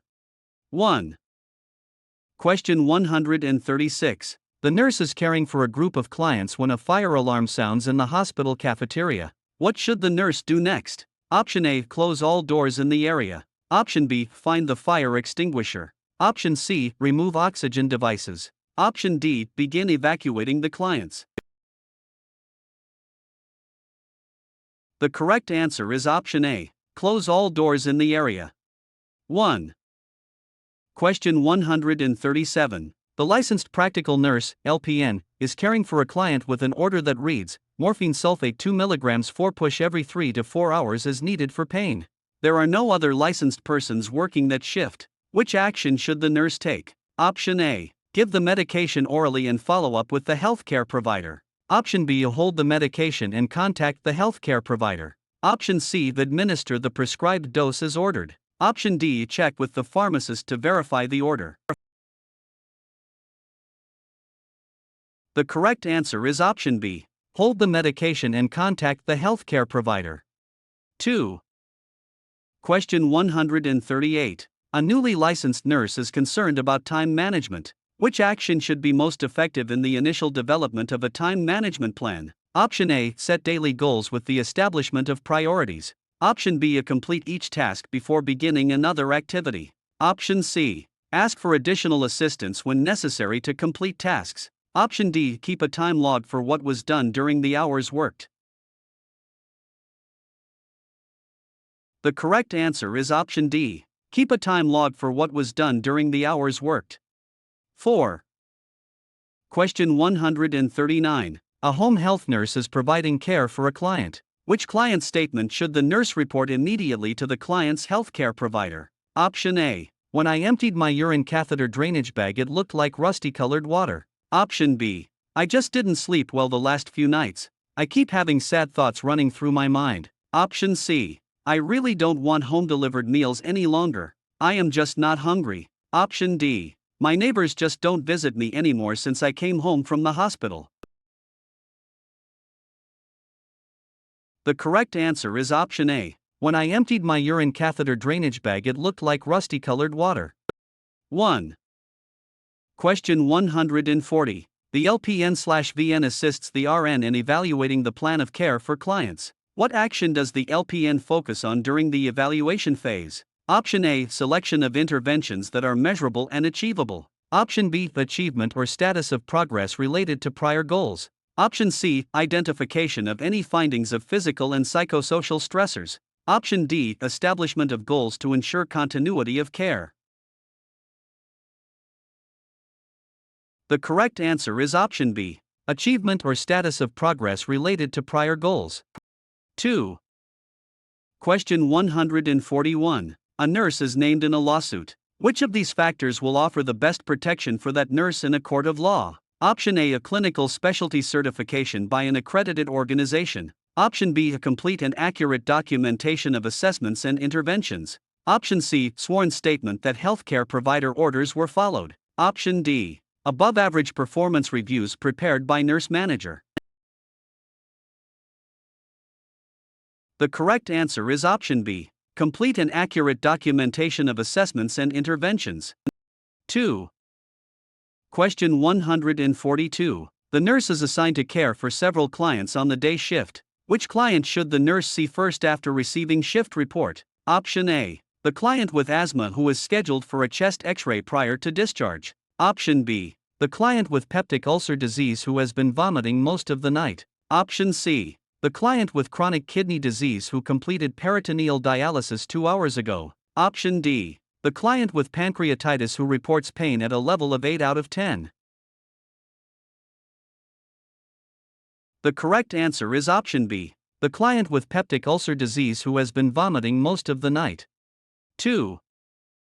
Question 143. The nurse hears a healthcare provider, HCP, loudly criticizing one of the unlicensed assistive persons, UAP, within the earshot of others. The UAP does not react or respond to the HCP's complaints. What is the best action by the nurse? Option A. Notify the chief of the medical staff about the HCP's breach of professional conduct. Option B. Encourage the UAP to directly confront the HCP about the unprofessional behavior. Option C. Complete an incident report describing the HCP's unprofessional behavior. Option D. Walk up to the HCP and quietly state, "This unacceptable behavior has to stop." The correct answer is option B. Encourage the UAP to directly confront the HCP about the unprofessional behavior. 2. Question 144. Information about case management and the role of the case management nurse is presented during an orientation session for new nurses. Which statement correctly describes an important fact about case management? Option A. Case management strategies focus mainly on the client's needs after discharge. Option B. Case management is a collaborative process designed to meet complex client needs. Option C. Physicians are responsible and accountable for client outcomes. Option D. The interdisciplinary team makes all the decisions for the client and family. The correct answer is option B. Case management is a collaborative process designed to meet complex client needs. 2. Question 145. During the management of a client's pain, the nurse should adhere to the code of ethics for nurses. Which of these actions should the nurse consider first when treating the client's pain? Option A. Cultural sensitivity is fundamental to client-centered pain management. Option B. Clients have the right to have their pain managed promptly. Option C. Nurses should not judge a client's pain based on the nurse's values. Option D. The client's self-report of pain is the most important consideration. The correct answer is option D. The client's self-report of pain is the most important consideration. 4.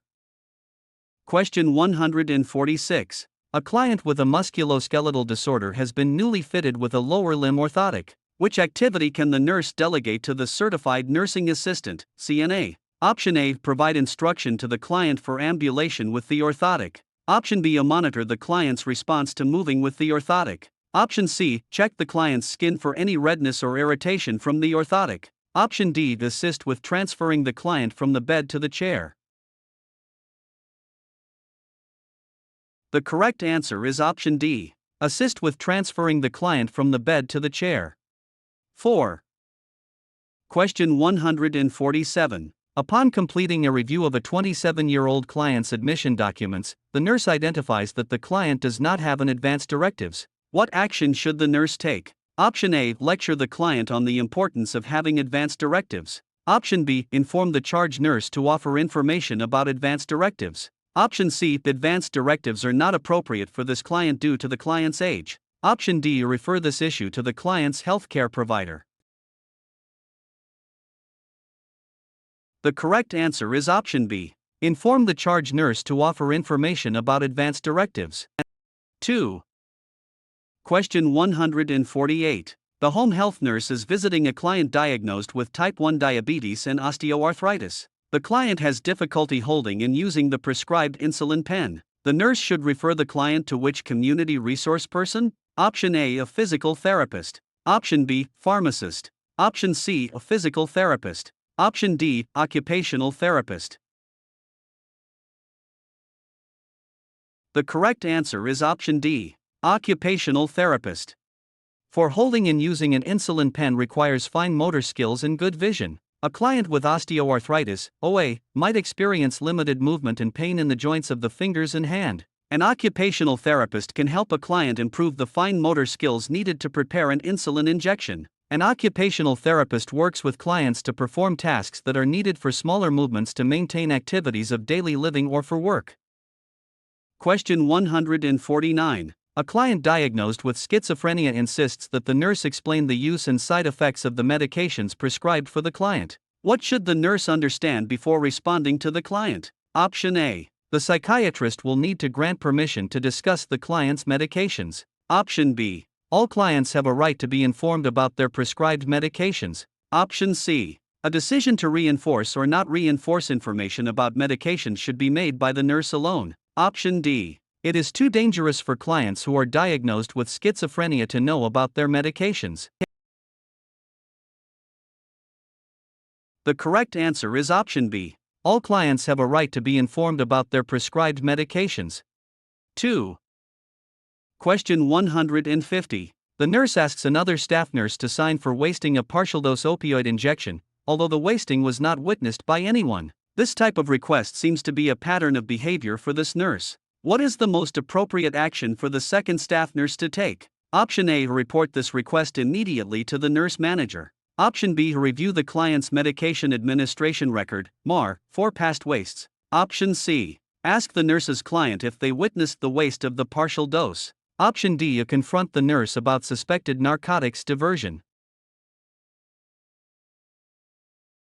The correct answer is option A. Report this request immediately to the nurse manager. 1.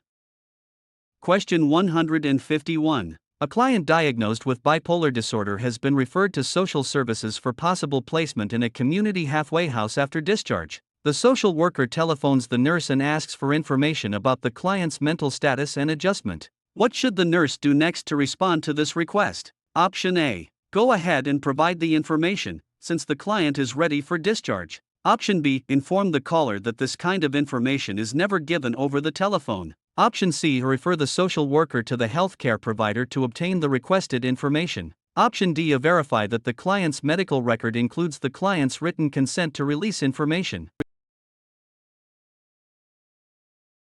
The correct answer is option D. Verify that the client's medical record includes the client's written consent to release information. 4. Question 152. During a discussion about a living will, the client's son states, "I do not understand the need for a living will."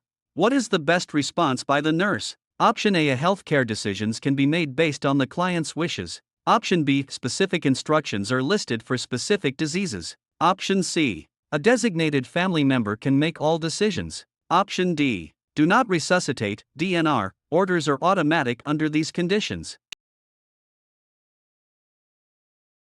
The correct answer is option A.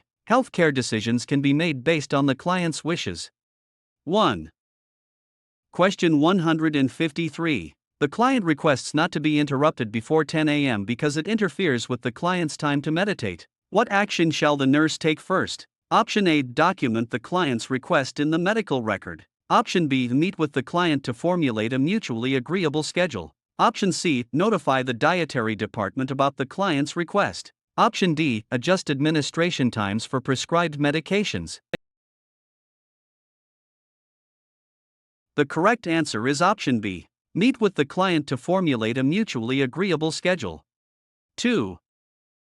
Question 154. A client who recently experienced a stroke has an order to ambulate with assistance. Which statement by the nurse provides the best instructions to the unlicensed assistive person, UAP, who will assist the client to ambulate? Option A. Have the client lift and move the walker out to arm's length, then walk into the walker. Option B. If the client becomes dizzy while walking, ask the client to stop and take 10 fast, deep breaths. Option C. As you assist the client to the chair, let me know if the client uses the quad cane correctly. Option D. Stand on the client's strong side when you assist the client to the bathroom.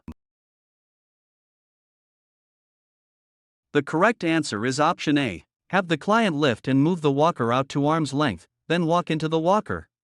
1. The person assisting the client to ambulate should walk on the client's weak side, not strong, side. Question 155. The nurse is reviewing information about the healthcare organization's efforts to improve quality of care. Which of these statements best describes the goal of continuous quality improvement, CQI, in a healthcare setting? Option A. Perform actions based on reactive problem solving. Option B. Create a flow chart of department or staff interactions. Option C. Conduct chart audits for common error discovery. Option D. Improve the quality of care in a proactive manner. The correct answer is option D. Improve the quality of care in a proactive manner. 4. Question 156. The client is admitted with a diagnosis of hyperglycemia and poor glycemic control. Which task can the nurse assign to an unlicensed assistive person, UAP? Option A. Check sensation in the extremities. Option B. Observe for mental status changes every 4 hours. Option C. Reinforce findings of hypoglycemia when the client asks. Option D. Measure blood pressure, pulse, and respirations. The correct answer is option D. Measure blood pressure, pulse, and respirations. 4.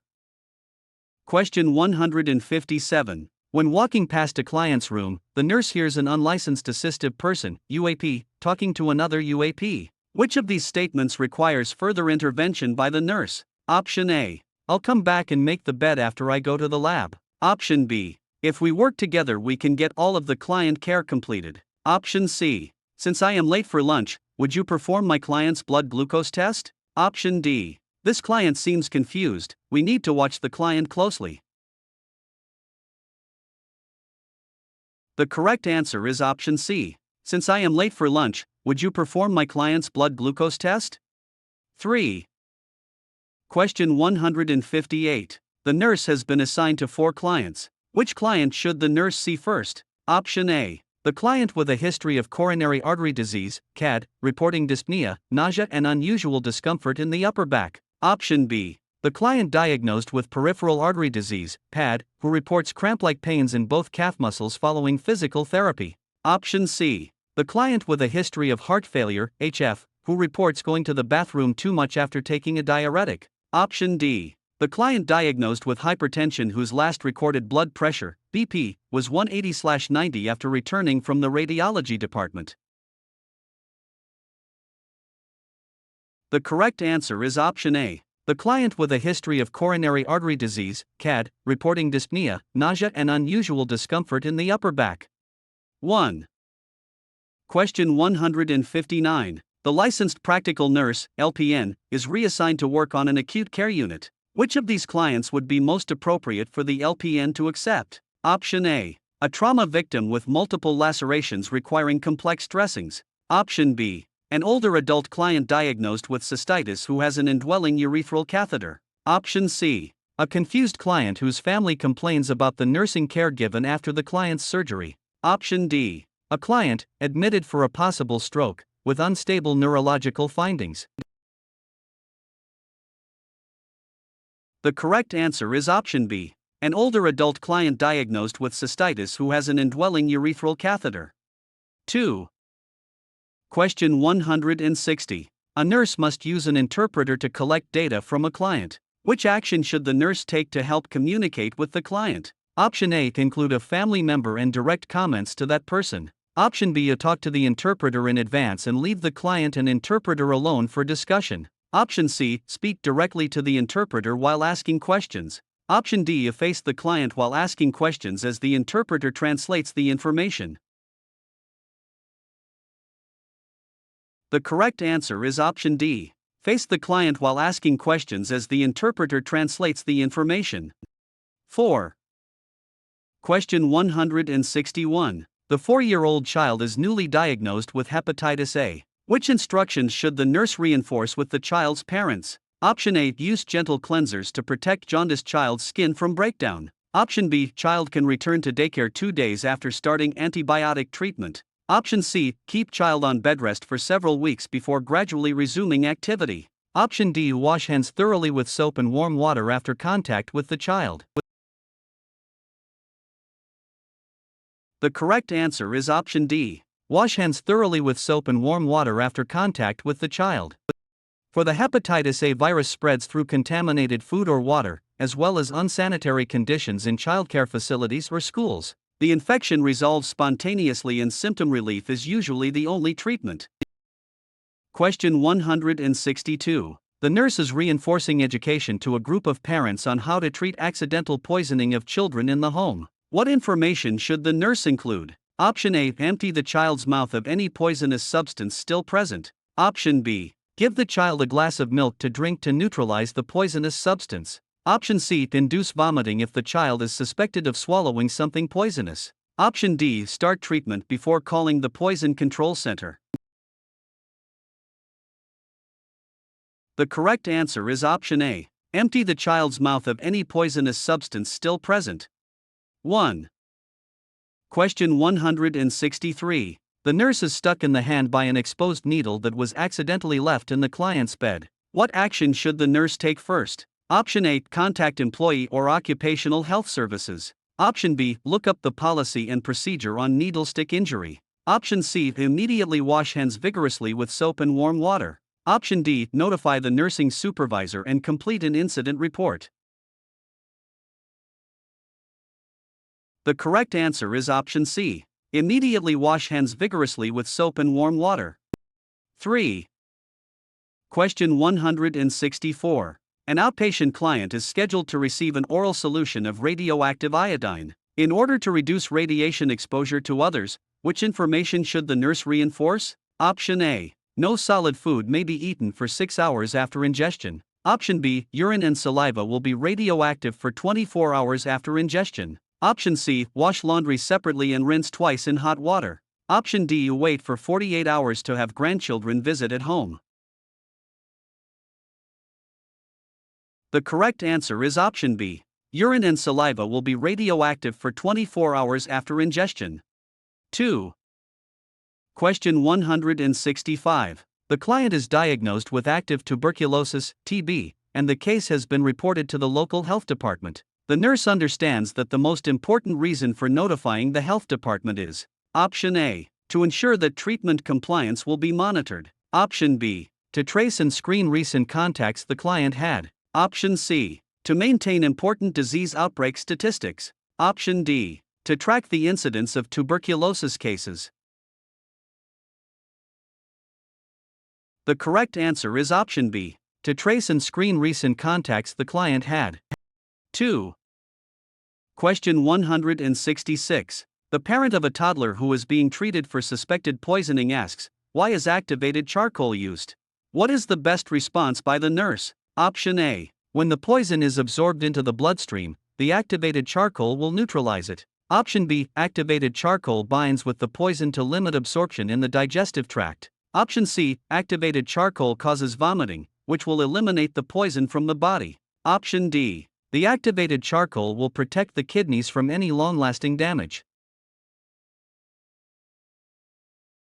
The correct answer is option B. Activated charcoal binds with the poison to limit absorption in the digestive tract. 2. Question 167. The parents of a toddler ask, how long will our child have to sit in a car seat when riding in a car? What would be the best response by the nurse? Option A. Until the child is able to sit in a booster seat. Option B. Until the child weighs 40 pounds. Option C. Until the child outgrows the car seat. Option D. Until the child is 50 inches tall. The correct answer is option C. Until the child outgrows the car seat. 3.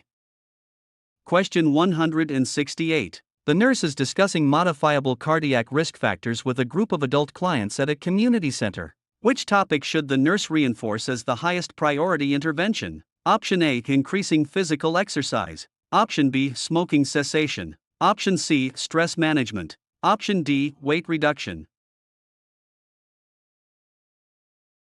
The correct answer is option B. Smoking cessation.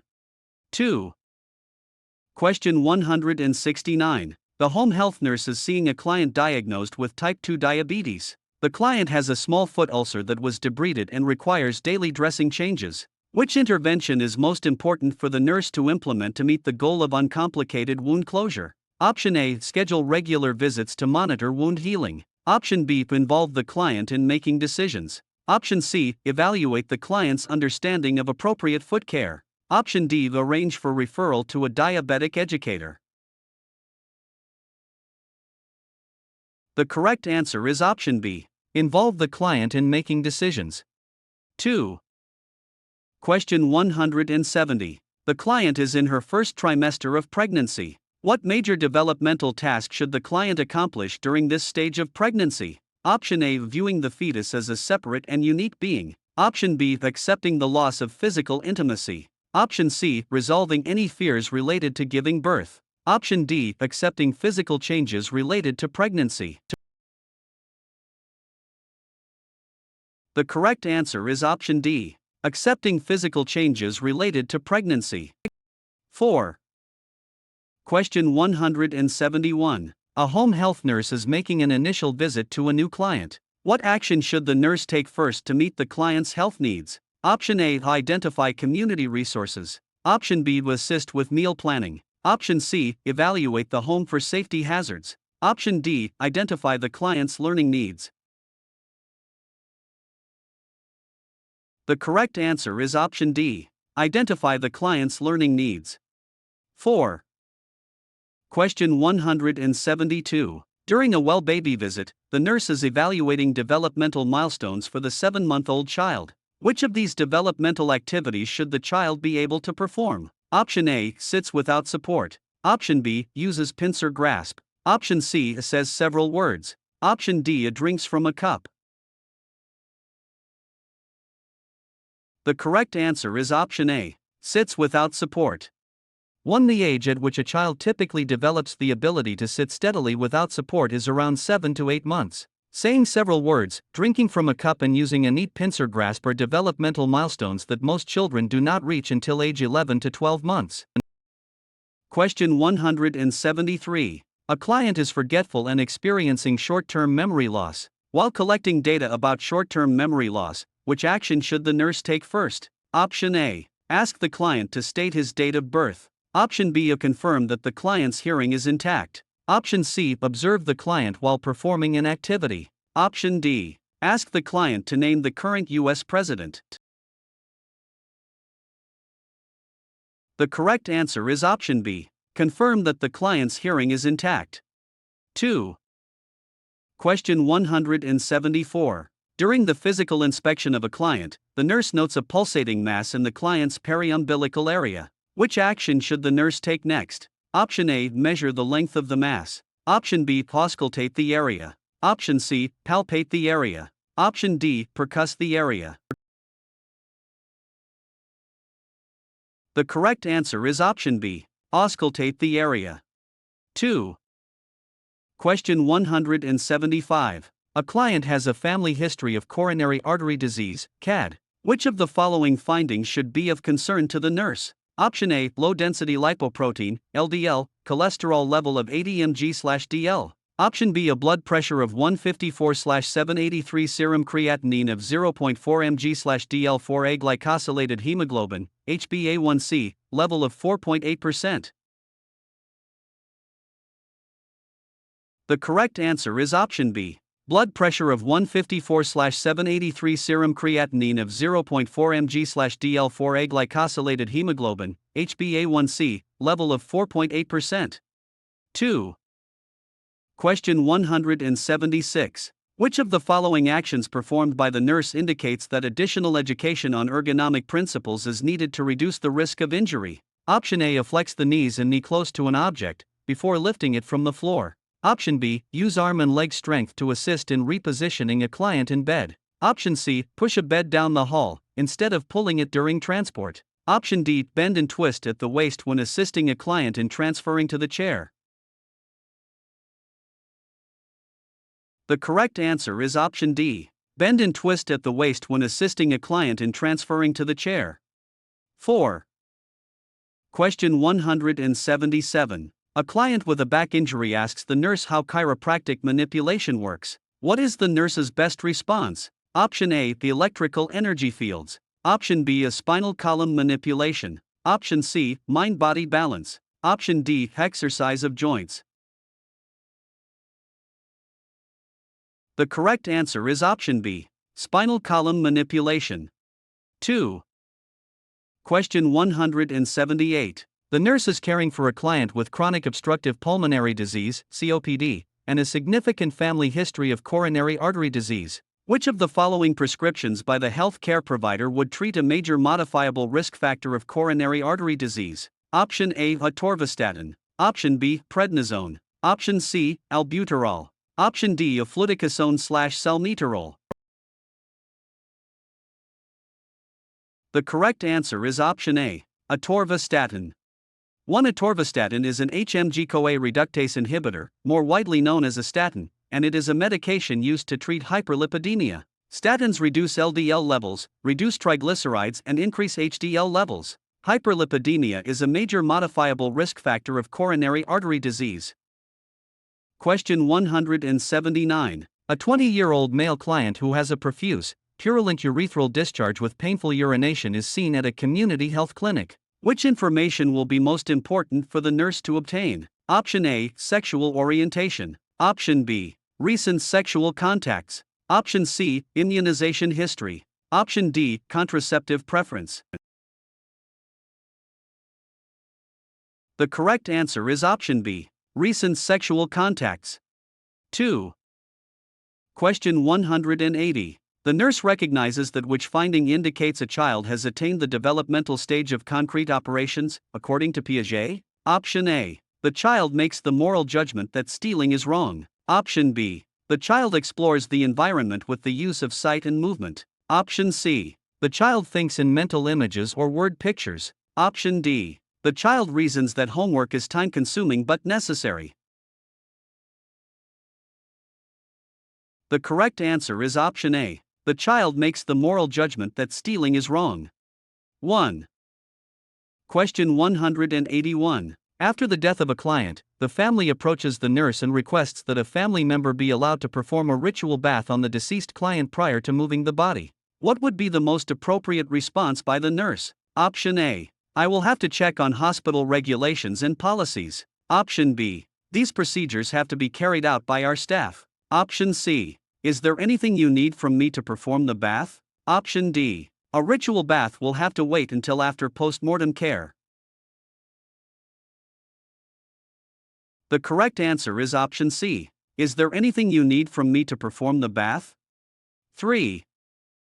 Question 182. A nurse is working to establish a therapeutic relationship with a client. Which action would support the nurse's goal? Option A. Will establish trust and rapport with the client. Option B. Will identify with what the client is feeling. Option C. Praise the client for appropriate behavior. Option D. Will advise the client on problem-solving techniques. The correct answer is option A. Establish trust and rapport with the client. 1. Question 183. The client diagnosed with paranoid-type schizophrenia is sitting alone, intently staring at and watching other clients and staff members. The client becomes hostile when approached with medication and claims that the medication controls the mind. What type of symptom, S, does the nurse recognize that this client is exhibiting? Option A, antisocial behavior. Option B, negative symptoms. Option C, positive symptoms. Option D, inappropriate effect. The correct answer is option C, positive symptoms. 3 symptoms of schizophrenia are commonly described as positive or negative. Positive symptoms are behaviors and experiences present in a person with schizophrenia that would not be present in a person without the illness. These are sometimes described as features that are added by the illness. In contrast, negative symptoms are those that reflect a decrease in normal functions or abilities that have been taken away. Positive symptoms of schizophrenia include delusions, hallucinations, hypervigilance, and disorganized thinking. Question 184. The nurse is providing care for a client who has been diagnosed with terminal cancer. The nurse notes that the client's wife is not visiting very often. When she does visit the client, she only stays for a brief time, stands in the corner and does not approach the client during interactions. Which of the grieving processes is the client's wife most likely experiencing? Option A, disenfranchised grief. Option B, anticipatory grief. Option C, perceived loss. Option D, death anxiety. The correct answer is option B, anticipatory grief. 2. Anticipatory grief is the family member becomes distant and detached from the client and the client feels isolated and alone. Death anxiety is worry or fear related to dying that may be seen with a grieving child. Disenfranchised grief is when the individual cannot acknowledge the loss, perhaps because of an unrecognized loss, such as an abortion or a suicide. Perceived loss is a loss that cannot be verified by others, such as a loss of self-esteem or a loss of control. Question 185. The nurse is caring for a postpartum Latina client who keeps declining the hospital food because it is cold. What action should the nurse take initially? Option A, send the food to be reheated. Option B, to encourage the client to eat for strength. Option C, Ask the client what foods are acceptable. Option D. Consult with the dietitian as soon as possible. The correct answer is option C. Ask the client what foods are acceptable. 3. Question 186. An adolescent client is paralyzed from the waist down after being involved in a motor vehicle accident. Which client's statement would indicate to the nurse that the client is using repression as an ego defense mechanism? Option A. It's all the other driver's fault. They were driving too fast. Option B. I don't remember anything about what happened to me. Option C. My parents are heartbroken about my situation. Option D. I know that I will walk again one day. The correct answer is option B. I don't remember anything about what happened to me. To repression is the unconscious and involuntary forgetting of painful events, ideas, and conflicts. Question 187. The nurse is working with a couple who is experiencing intense anxiety after their home was completely destroyed by a fire. The nurse should implement which initial intervention? Option A. Suggest finding an apartment with a sprinkler system. Option B. Explore the couple's feelings of grief and loss. Option C. Determine what community housing resources are available. Option D. Provide a brochure on relaxation and stress relief. The correct answer is option C. Determine what community housing resources are available. 3. The couple has experienced a crisis, i.e., sudden loss event that has resulted in disequilibrium. The most important initial crisis intervention focuses on identifying resources and obtaining assistance for housing and other immediate needs. Question 188. The nurse is evaluating a client who was being physically abused by the client's domestic partner. The client states, I need a little time away. Which is the most likely response from the partner for which the nurse should prepare the client? Option A. Fear of rejection, resulting in increased rage toward the client. Option B. A relief over a separation as a way to have some personal time. Option C. Acceptance and understanding that the relationship is in trouble. Option D. A new commitment to seek counseling to assist with problems. The correct answer is option A. Fear of rejection, resulting in increased rage toward the client. 1. Question 189. A client is admitted to the medical surgical unit following a motor vehicle accident. 12 hours after admission, the client becomes diaphoretic, tremulous, and irritable, and the client's pulse and blood pressure are elevated. The client states to the nurse, I have to get out of here. What is the most likely cause for the client's symptoms and behavior? Option A. Dissatisfaction with hospital care. Option B. Anxiety related to being hospitalized. 33. Hoc related to the injuries for early stage of alcohol withdrawal. The correct answer is option D. NAN. For signs and symptoms of alcohol withdrawal, such as sweating, tremors, hyperactivity, hypertension, and tachycardia, the client most likely wants to leave the hospital to obtain alcohol. The client must be monitored very closely for progression to more severe alcohol withdrawal symptoms, including seizures and delirium tremens, DTS.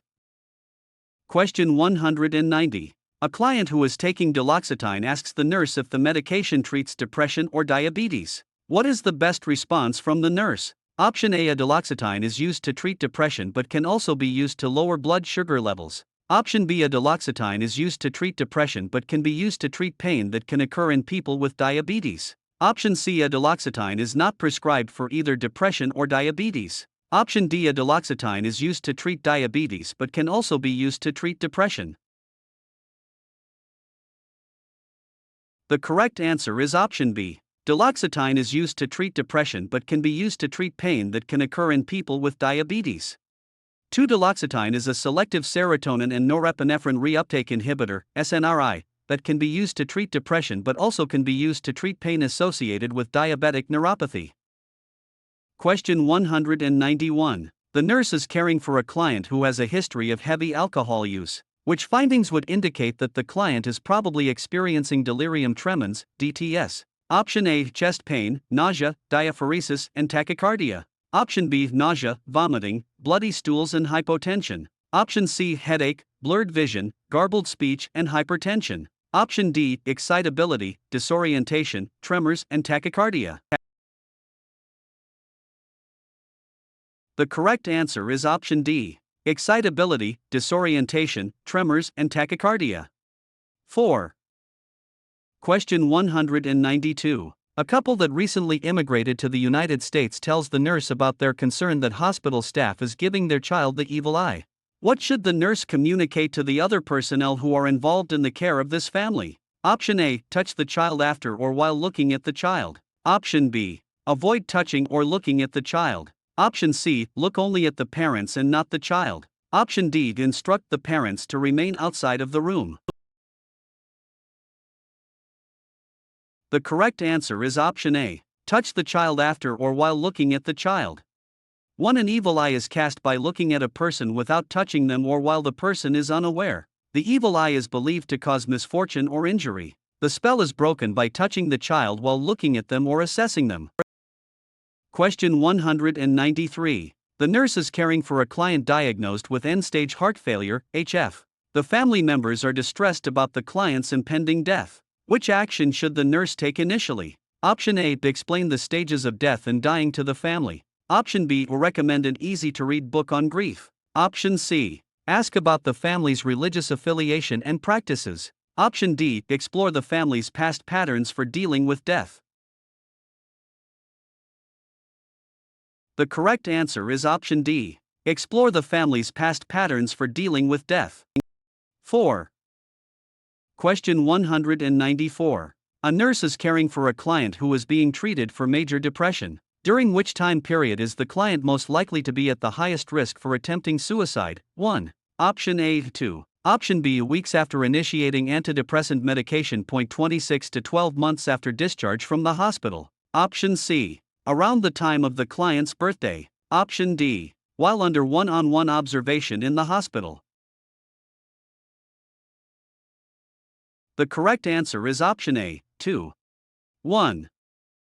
Question 195. A client diagnosed with schizophrenia first speaks animatedly to another client, with exaggerated clarity of pronunciation. The nurse then observes the client turning abruptly away, mumbling to themselves and speaking to the wall. Which priority goal/outcome should the nurse select for the client's plan of care? Option A. Client will express feelings appropriately through verbal interactions. Option B. Client will accurately interpret events and others' behaviors. Option C. Client will engage in meaningful and understandable verbal communication. Option D. Client will demonstrate improved social relationships. The correct answer is option C. Client will engage in meaningful and understandable verbal communication. 3. Question 196. The nurse is working in an inpatient psychiatric setting and understands that touching clients should be limited to a quick handshake. For which reason? Option A. Touching a client, other than a handshake, can set off a violent episode. Option B. Refraining from touching signals the termination of the nurse-client relationship. Option C. A handshake allows the use of therapeutic touch while maintaining boundaries. Option D. A handshake will not be misinterpreted as an invitation to more sexual behavior. The correct answer is option C. A handshake allows the use of therapeutic touch while maintaining boundaries. 3. Question 197. The nurse in a behavioral health inpatient unit is observing a female client who has been diagnosed with obsessive-compulsive disorder, OCD. Which behavior should the nurse expect to see with this diagnosis? Option A. The client is seen washing her hands every 15 minutes. Option B. The client exhibits repetitive, involuntary movements. Option C. The client verbalizes suspicions about thefts on the unit. Option D. The client prefers to interact with female staff members. The correct answer is option A. The client is seen washing her hands every 15 minutes. 1. OCD is characterized by repetitive, unwanted, intrusive thoughts, obsessions, and irrational, excessive urges to perform certain actions, compulsions. Question 198. The nurse is caring for a client who has an alcohol use disorder, AUD. The client states that the client's dysfunctional family caused the addiction. Which response by the nurse would best help the client accept responsibility for their own behavior? Option A. It was your choice to drink, so you need to take responsibility. Option B. It is wrong for you to blame your problems on your family. Option C. Yes, I can understand that families can be tough to deal with. Option D. The lab report showed a high blood alcohol level when you were admitted. The correct answer is option D. The lab report showed a high blood alcohol level when you were admitted. 4. Question 199. A nurse is collecting data on a client believed to be in an abusive relationship. Which client's statement is most indicative that this individual is experiencing intimate partner abuse? Option A. I must have done something to deserve this. Option B. No one else in my family has been treated like this. Option C. I have only been in this relationship for 2 months. Option D. I will keep praying that things will get better. The correct answer is option A. I must have done something to deserve this. 1. Question 200. A home health nurse is caring for a client diagnosed with late-stage Lewy body dementia, LBD. The nurse is meeting with the client's family to discuss options for care of the client. What is the initial question the nurse should ask to assist the family with their decision-making process? Option A. What is your opinion of nursing homes or assisted living facilities? Option B. Is your parent currently taking over-the-counter, OTC, or prescription medications? Option C. Are you able to assist with the care of your parent in any manner? Option D. What type of assistance does your parent require? The correct answer is option D. What type of assistance does your parent require? 4. Question 201. The nurse is caring for a client with paraplegia due to a spinal cord injury at the T7 level. Which nursing intervention should be a priority for this client? Option A. Obtain a pressure-reducing mattress for the client's bed. Option B. Observe the client performing self-catheterization correctly. Option C. Consult with the discharge planner about equipment the client needs at home. Option D. Encourage the client to increase intake of fluids and high-fiber foods. The correct answer is option A. Obtain a pressure-reducing mattress for the client's bed. 1. Question 202. The nurse is evaluating the plan of care for a client with osteoporosis. What type of activity should the nurse reinforce for this client? Option A. Enroll in a kickboxing class twice a week. Option B. Walk for 30 minutes. Option C. 5 times a week. 3. Participate in swimming lessons 3 times a week. Option D. Go jogging 5 to 7 times a week. The correct answer is option B. Walk for 30 minutes. 2. Teach the client, or reinforce teaching, that walking for 30 minutes, 3 to 5 times a week, is the single most effective exercise for osteoporosis prevention.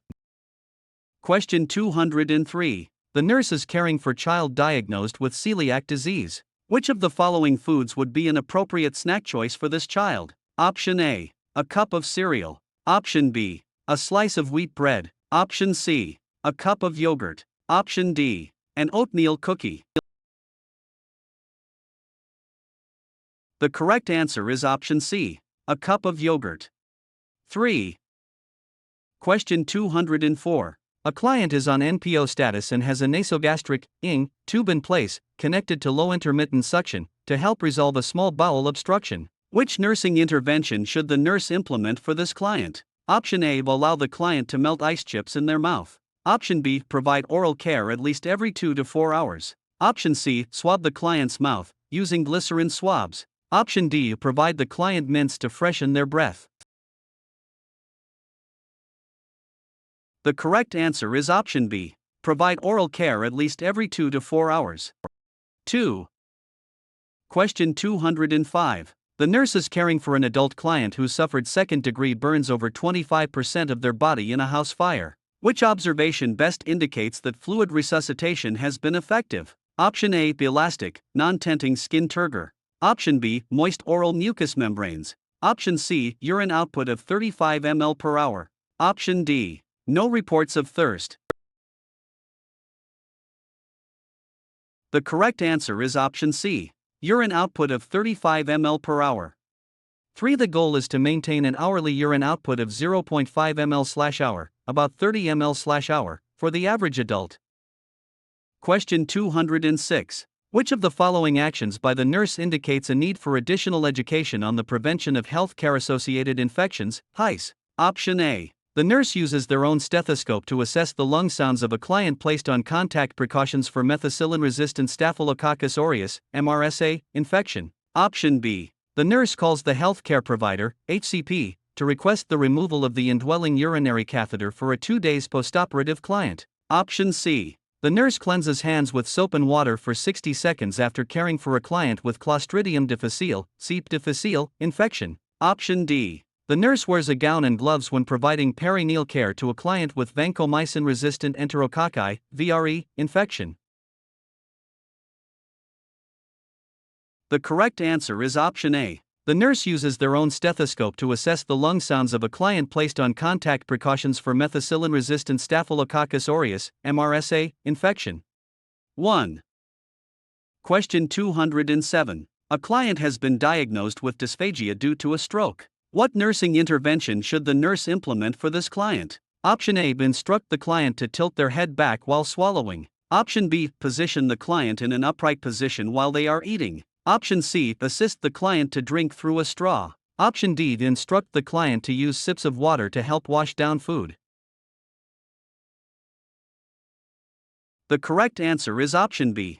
Position the client in an upright position while they are eating. 2.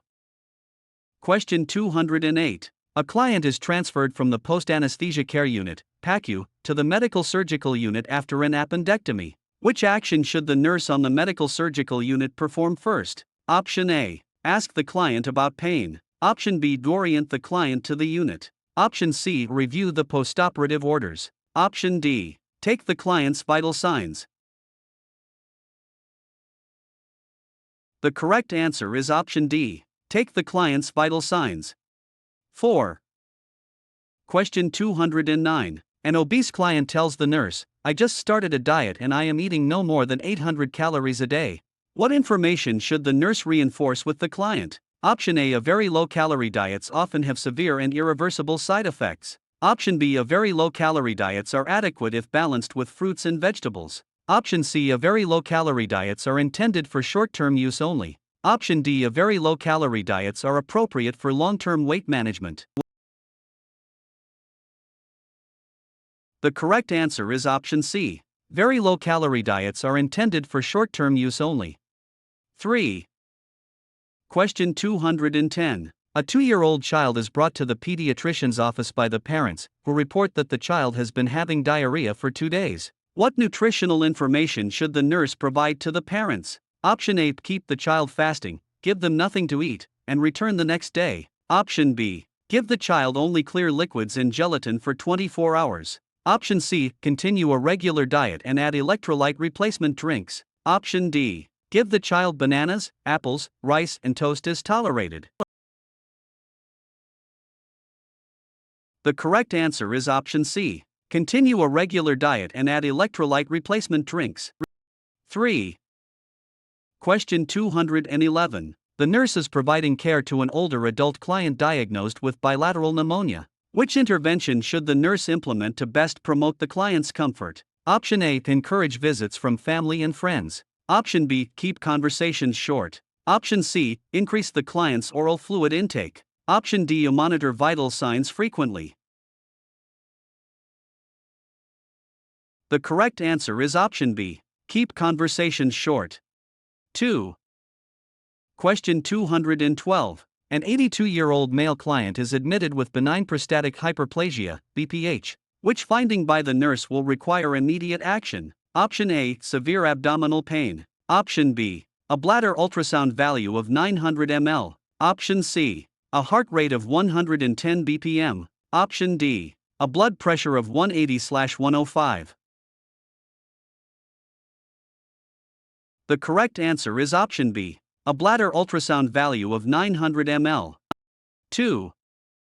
Question 213. The nurse is reviewing the laboratory results for a client diagnosed with dehydration. Which result is most important to communicate to the healthcare provider? Option A. Serum creatinine level of. Option B. 8 mg/dl2 blood glucose level of 146 mg/dl. Option C. Serum potassium level of 5.0 milliequivalent/L. Option D. Serum hemoglobin level of 15.7 g/dl.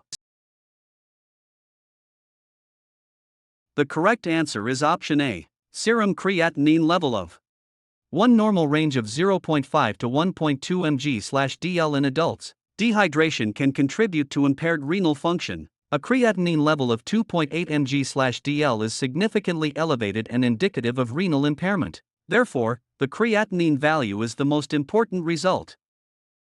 Question 214. The nurse is evaluating a client who has been diagnosed with heart failure, HF, to gauge their understanding of the required diet modifications. Which menu items selected by the client indicate to the nurse that the client understood the teaching? Option A, cheeseburger and baked potato chips. Option B, a grilled cheese sandwich with a glass of skim milk. Option C, leftover turkey on a sandwich and fresh pineapple. Option D, a vegetable pizza and ice cream. The correct answer is option C, leftover turkey on a sandwich and fresh pineapple. 3 clients with HF should adhere to a low-sodium diet to prevent fluid volume excess. A sodium-restricted diet should consist of less than 2 grams of sodium per day. A regular diet should include 4 to 6 grams of sodium per day.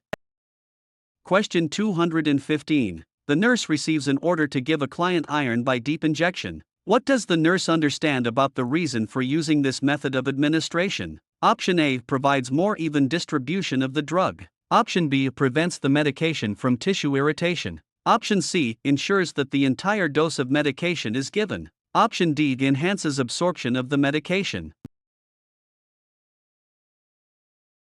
The correct answer is option B, prevents the medication from tissue irritation.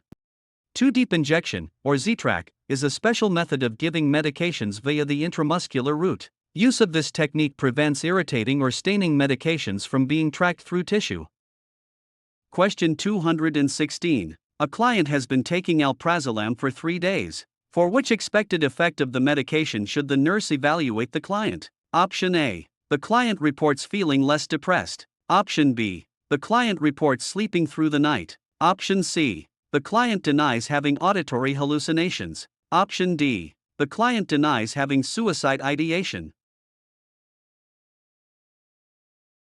The correct answer is option B. The client reports sleeping through the night.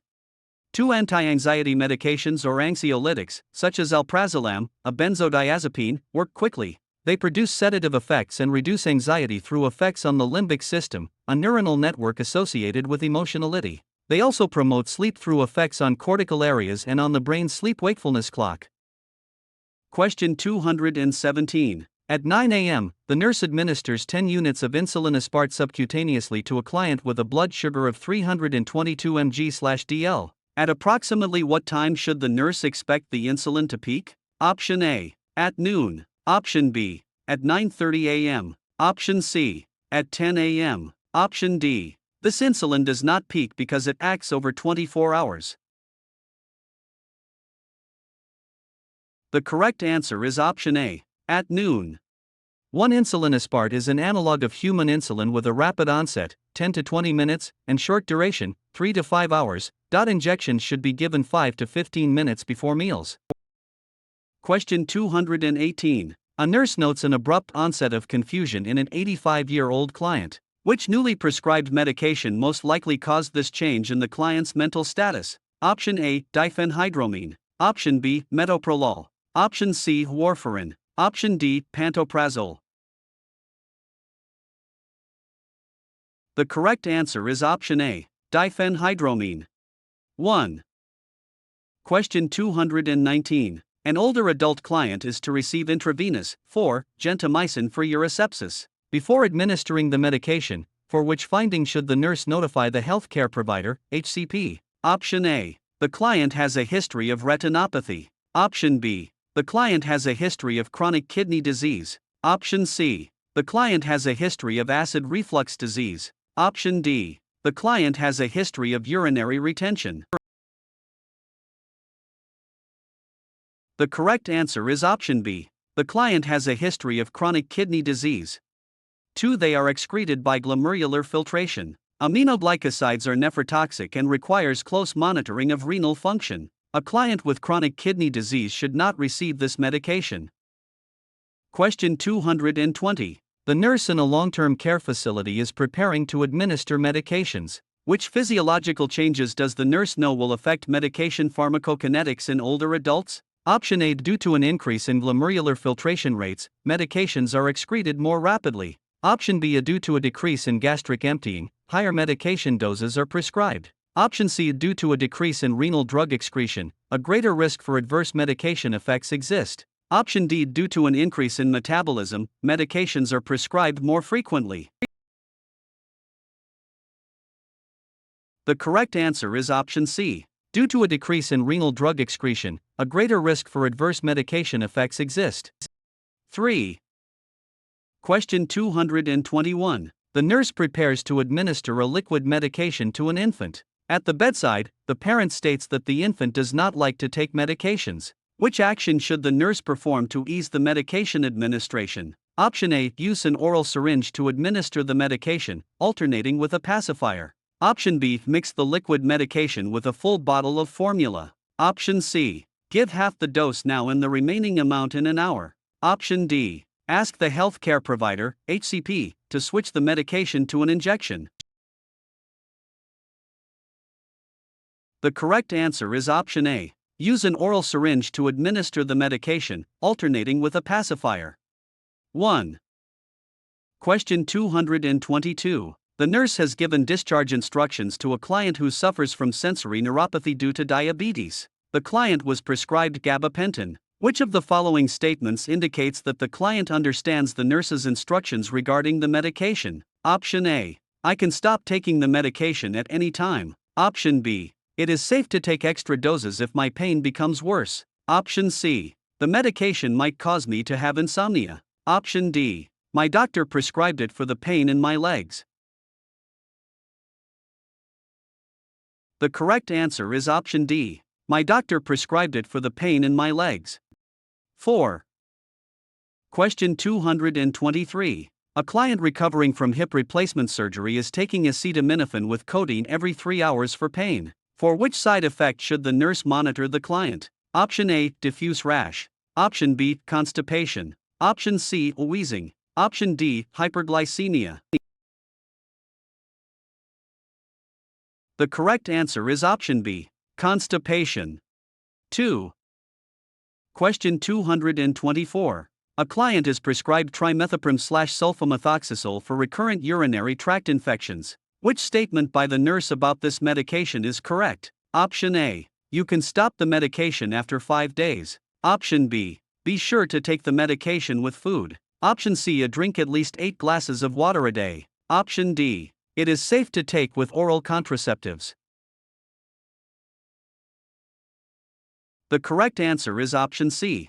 Drink at least 8 glasses of water a day. 3. Unlike many other antibiotics, trimethoprim/sulfamethoxazole does not seem to affect hormonal birth control such as the pill, the patch, or ring.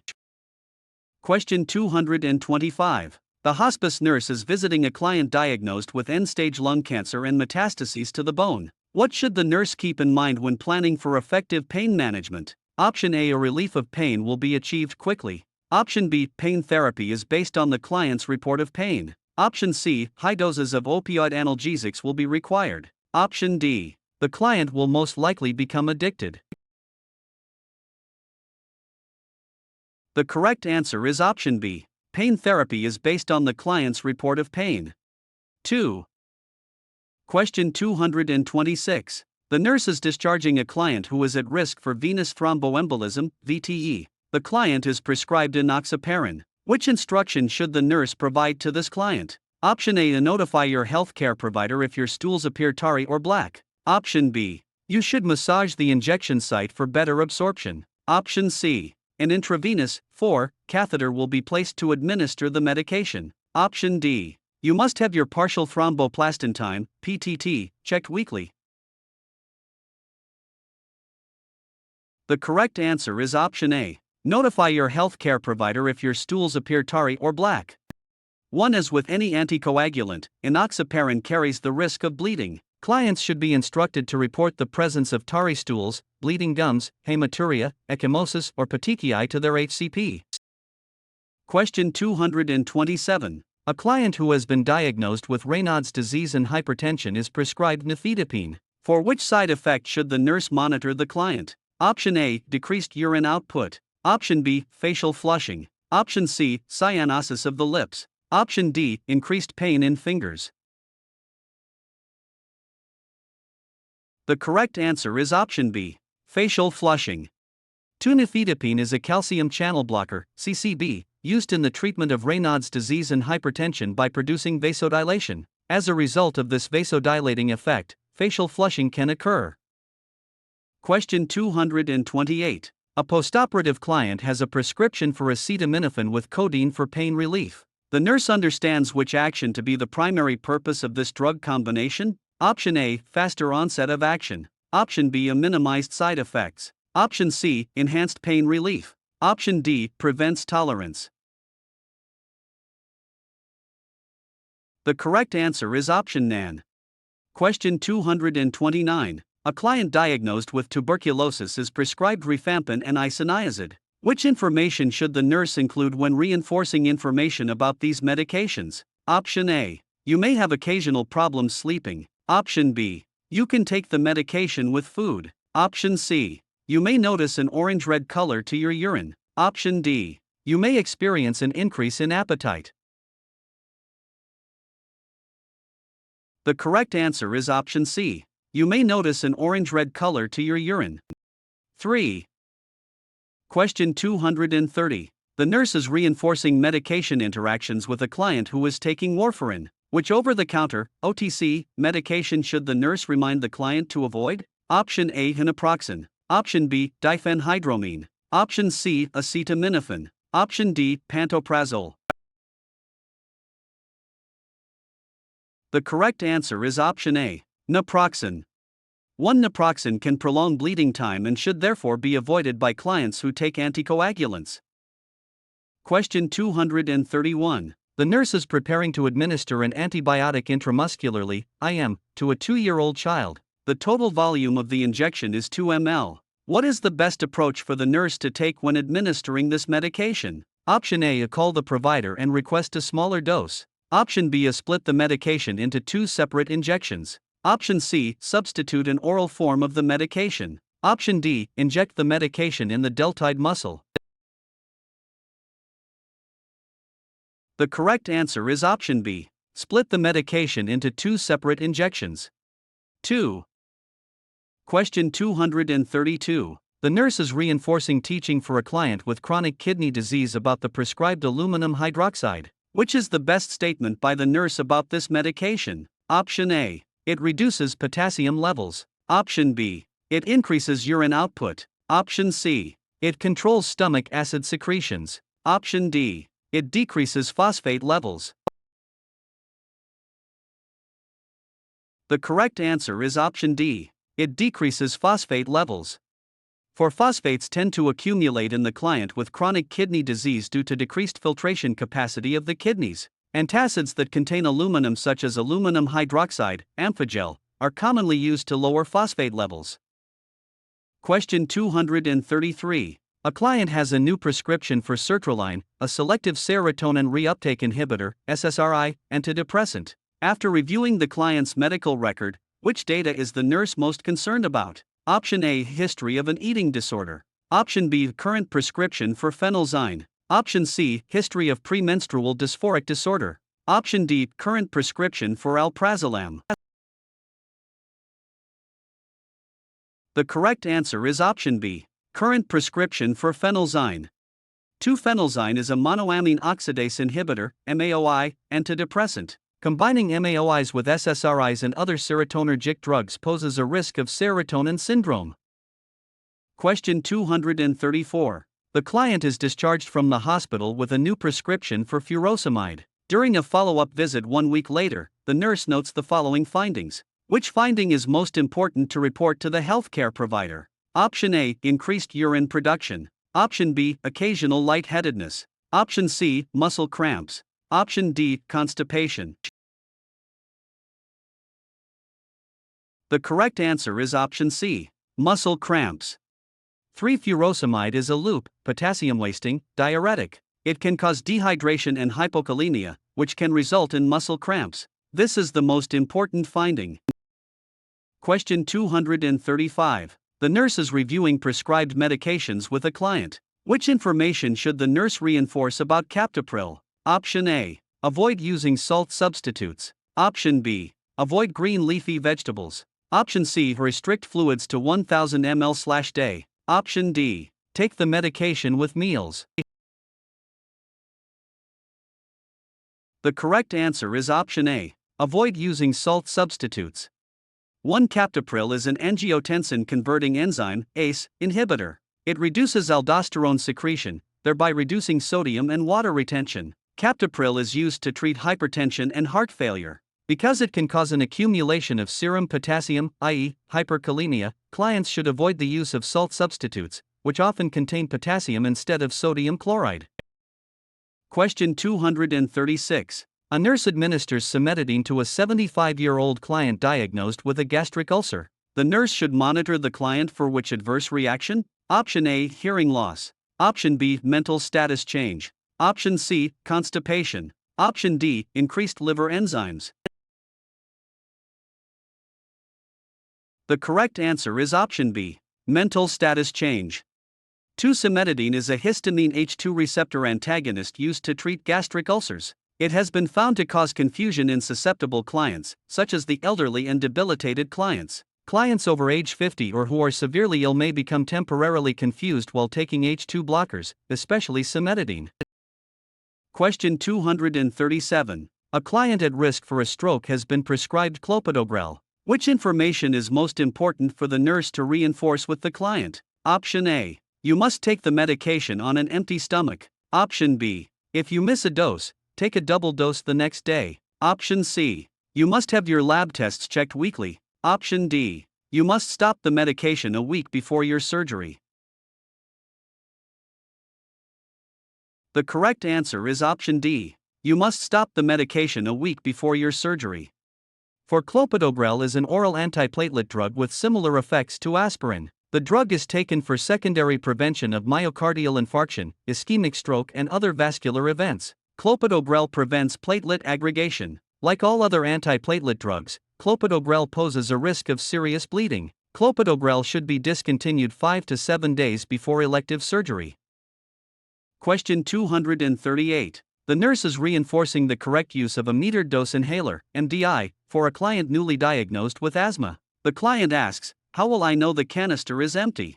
What is the best response by the nurse? Option A. Drop the canister in water to observe if it floats. Option B. Contact your pharmacy to find out when to obtain a refill. Option C. Count the number of doses as the inhaler is used. Option D. Shake the canister and listen for any fluid movement. The correct answer is option C. Count the number of doses as the inhaler is used. 3. Question 239. A client is prescribed furosemide and digoxin for heart failure. The nurse should monitor the client for which potential adverse drug effect? Option A. Pulmonary hypertension. Option B. Acute arterial occlusion. Option C. Cardiac dysrhythmias. Option D. Acute kidney injury. The correct answer is option C. Cardiac dysrhythmias. 3-digoxin is a cardiac glycoside, or positive inotrope that increases myocardial contractility. By increasing contractile force, digoxin can increase cardiac output in clients with heart failure, HF. Furosemide is a potassium-wasting, loop, diuretic, prescribed to prevent fluid overload in clients with HF. Clients who take furosemide are at risk for developing hypokalemia. Potassium ions compete with digoxin, and a low potassium level can cause digoxin toxicity, leading to lethal cardiac dysrhythmias. Therefore, it is imperative that potassium levels be kept within normal range, 3.5 to 5 milliequivalent/L, while taking digoxin. Question 240. The nurse in an ambulatory clinic is speaking with the parents of a 2-year-old child diagnosed with acute otitis media. Which information is most important for the nurse to include in the instructions to the parents? Option A. The child must complete the entire course of the prescribed antibiotic. Option B. The child may be given a decongestant to relieve pressure on the tympanic membrane. Option C. The child should return to the clinic to evaluate effectiveness of the treatment. Option D. The child may be given acetaminophen or ibuprofen drops for pain. The correct answer is option A. The child must complete the entire course of the prescribed antibiotic. 1. Question 241. The nurse is reinforcing teaching about levothyroxine for a client newly diagnosed with hypothyroidism. Which information should the nurse make sure to reinforce about this medication? Option A. The medication may decrease the client's energy level. Option B. The medication will decrease the client's heart rate. Option C. The medication should be taken in the morning. Option D. The medication must be stored in a dark container. The correct answer is option C. The medication should be taken in the morning. 3. A thyroid supplement, such as levothyroxine, should be taken on an empty stomach in the morning. Morning dosing minimizes the side effect of insomnia and an empty stomach facilitates absorption. Levothyroxine will cause an increase in the client's energy level and heart rate. Question 242. A client received hydromorphone orally 1 hour ago. When the nurse enters the client's room, the client is unresponsive to verbal stimuli and has a respiratory rate of 6. Which action should the nurse take next? Option A. Prepare for endotracheal intubation. Option B. Administer supplemental oxygen. Option C. Begin cardiopulmonary resuscitation. Option D. Prepare to administer naloxone. The correct answer is option D. Prepare to administer naloxone. 4. Question 243. A nurse is caring for a client who was recently admitted following an episode of status epilepticus. Which of the following data is most important to collect? Option A. Level of consciousness, LOC. Option B. Amount of intravenous fluid infused. Option C. Pulse and blood pressure. Option D. Injuries to the extremities. The correct answer is option A. Level of consciousness, LOC. 1. Question 244. The nurse is preparing a client for an intravenous pyelogram (IVP) test. What information is most important for the nurse to obtain prior to the procedure? Option A. Time of the client's last meal. Option B. History of allergies. Option C. Amount of urine output. Option D. BUN and creatinine level. The correct answer is option B. History of allergies. 2. Question 245. An older adult client, diagnosed with active pulmonary tuberculosis, has difficulty in coughing up secretions for a sputum specimen. Which nursing intervention would be most helpful for this client? Option A. Encourage client to ambulate frequently. Option B. Spray the oropharynx with saline. Option C. Administer a nebulizer treatment. Option D. Push fluids for the next 8 hours. The correct answer is option C. Administer a nebulizer treatment. 3. Question 246. A client is receiving heparin and warfarin after total hip replacement surgery. Lab results show an international normalized ratio, INR, of 5.5. Which priority action should the nurse take? Option A. Hold the next dose of warfarin. Option B. Monitor for bruising or bleeding. Option C. Notify the healthcare provider, HCP. Option D. Administer protamine sulfate. The correct answer is option C. Notify the healthcare provider, HCP. 3. The therapeutic range for INR is 2 to 3, therefore a client with a 5.5 INR is at a high risk for bleeding and the nurse should notify the HCP immediately. Question 247. A nurse is caring for a 2-year-old child who underwent a tonsillectomy at 8 a.m. At 11 a.m., the child has a temperature of 98.2 F, 36.7 C. At 1 p.m., the child's parent reports to the nurse that the child feels very warm to touch. What should the nurse do first? Option A. Reassure the parent that this is normal. Option B. Take the child's temperature. Option C. Offer the child cold oral fluids. Option D. Administer prescribed acetaminophen. The correct answer is option B. Take the child's temperature. 2. Question 248. The nurse is caring for a 60-year-old female client scheduled for abdominal surgery. Which factor in the client's history indicates that the client is at an increased risk for deep vein thrombosis, DVT, in the postoperative period? Option A. Past hypersensitivity to heparin. Option B. Family history of uterine cancer. Option C. Estrogen replacement therapy for the past 3 years. Option D. History of acute hepatitis A. The correct answer is option C. Estrogen replacement therapy for the past 3 years. 3. The estrogen in hormone replacement therapy and in birth control pills can increase clotting factors in the blood, increasing the risk for development of a DVT. Question 249. A client is scheduled for a computerized tomography (CT) scan of the abdomen with contrast. What action should the nurse take before sending the client to the imaging department? Option A. Insert a temporary urinary catheter. Option B. Confirm that a signed consent is in the chart. Option C. Keep the client on bed rest. Option D. Hold all of the client's medications. The correct answer is option B. Confirm that a signed consent is in the chart. 2. Question 250. An 80-year-old client with type 2 diabetes mellitus is admitted to the emergency department with worsening confusion and decreased level of consciousness. Which of these findings is most important for the nurse to report to the healthcare provider? Option A. Blood glucose of 380 mg/dl. Option B. Arterial blood pH of 7.363. Urine output greater than 100 ml/hour. 4. Serum osmolarity of 355 mosm/L. The correct answer is option D, NaN. 4.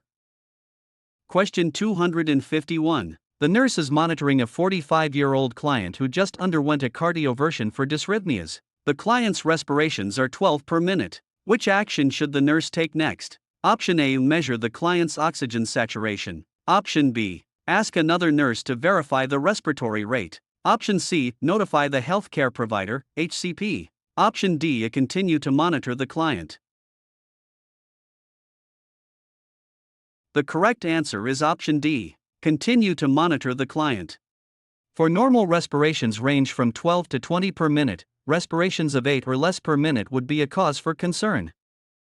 Question 252. The nurse is preparing a client for an intravenous pyelogram (IVP) test. Which intervention should the nurse plan to implement? Option A. Limit client's fluid intake to 400 ml prior to the test. Option B. Inform client that no special preparation is necessary. Option C. Instruct client to maintain a regular diet until the test. Option D. Administer a laxative the evening before the test.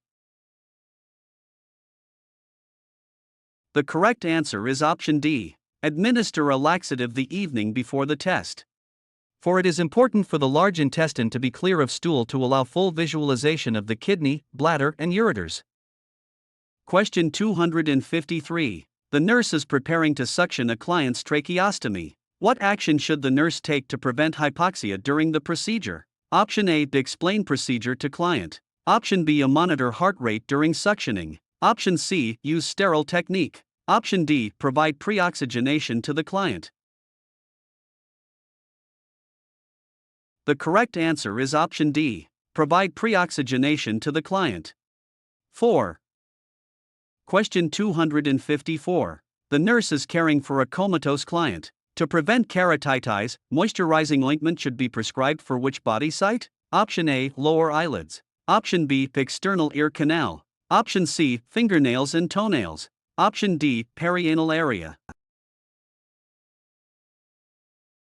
The correct answer is option A. Lower eyelids.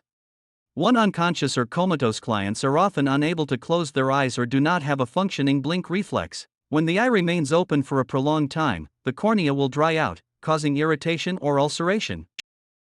Question 255. The nurse is in the process of inserting a urinary catheter in an adult female client. The nurse advances the catheter approximately 2 to 3 inches, 5 to 7 centimeters, but no urine return is seen. What should the nurse do next? Option A. Inflate the catheter balloon. Option B. Advance the catheter a few more inches. Option C. Withdraw the catheter and try again. Option D. Notify the healthcare provider, HCP. The correct answer is option B. Advance the catheter a few more inches. 2. Question 256. A child diagnosed with thalassemia has received several blood transfusions during the past 3 days. What lab value is the priority for the nurse to monitor with this client? Option A. Hemoglobin level. Option B. Platelet count. Option C. Blood urea nitrogen level. Option D, the neutrophil percentage. The correct answer is option A, hemoglobin level.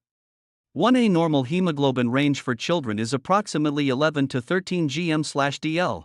Thalassemia, also called Cooley's anemia, is a genetic defect that causes anemia, i.e., a condition in which the blood contains below normal hemoglobin levels. Hemoglobin is the oxygen-carrying protein component of the red blood cell, RBC. Question 257. The nurse initiates continuous enteral feeding at 8 a.m. at 50 ml/hour for a client with malnutrition. It is now noon. What priority action should the nurse take at this time? Option A, flush the feeding tube with 100 ml of water. Option B, assess bowel sounds and gastric pH. Option C, measure the gastric residual volume. Option D, keep head of bed elevated at least 30 degrees. The correct answer is option C, measure the gastric residual volume. 3. Question 258. A transesophageal echocardiogram, T, is ordered for a client with possible endocarditis. Which action included in the T orders should the nurse implement first? Option A, place the client on NPO status. Option B, administer O2 per nasal cannula. Option C, start a peripheral 4-line. Option D, give midazolam, versed, 1 mg for push. The correct answer is option A, place the client on NPO status. 1. Question 259. A pregnant woman in the third trimester is admitted with a report of painless vaginal bleeding that started several hours ago. The nurse should prepare the client for what procedure? Option A, pelvic exam. Option B, abdominal ultrasound. Option C, non-stress test. Option D, cesarean section. The correct answer is option B, abdominal ultrasound. 2. Question 260. A client has been taking isoniazid, INH, and rifampin for several months. Which laboratory test should the nurse monitor with this client? Option A, creatinine clearance. Option B, cardiac enzymes. Option C, liver enzymes. Option D, sputum culture. The correct answer is option C, liver enzymes. 3-INH and rifampin are used to treat tuberculosis and both are hepatotoxic. Isoniazid can cause hepatocellular injury. Question 261. A male client underwent a hernia repair in an outpatient surgery clinic. He is awake and alert, but has not been able to void since he returned from surgery 6 hours ago. He received 1000 ml of intravenous, 4, fluids. Which action should the nurse implement to help this client urinate? Option A, have the client drink several glasses of water. Option B, insert a urinary catheter. Option C, assist the client to stand to void. Option D, to obtain a bladder ultrasound. The correct answer is option C, assist the client to stand to void. 3. Question 262. The nurse is caring for a client who had a closed reduction of a fractured right wrist, followed by the application of a cast about 12 hours ago. Which finding requires the nurse's immediate attention? Option A, serum calcium level of 6.8 mg/dl. Option B, numbness in the right hand. Option C, reported pain level of 6 on a numeric pain scale. Option D, edema and swelling of the right hand. The correct answer is option B, numbness in the right hand. 2.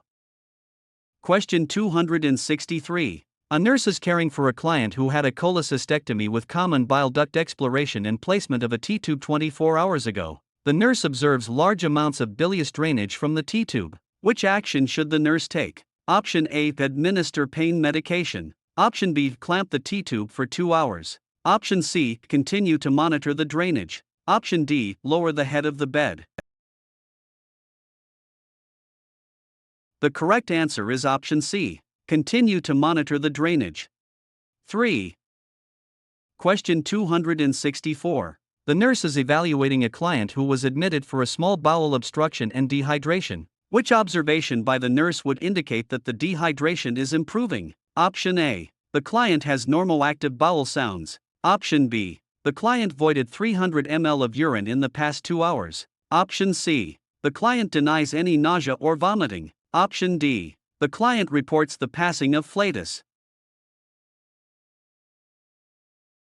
The correct answer is option B. The client voided 300 ml of urine in the past 2 hours. 2.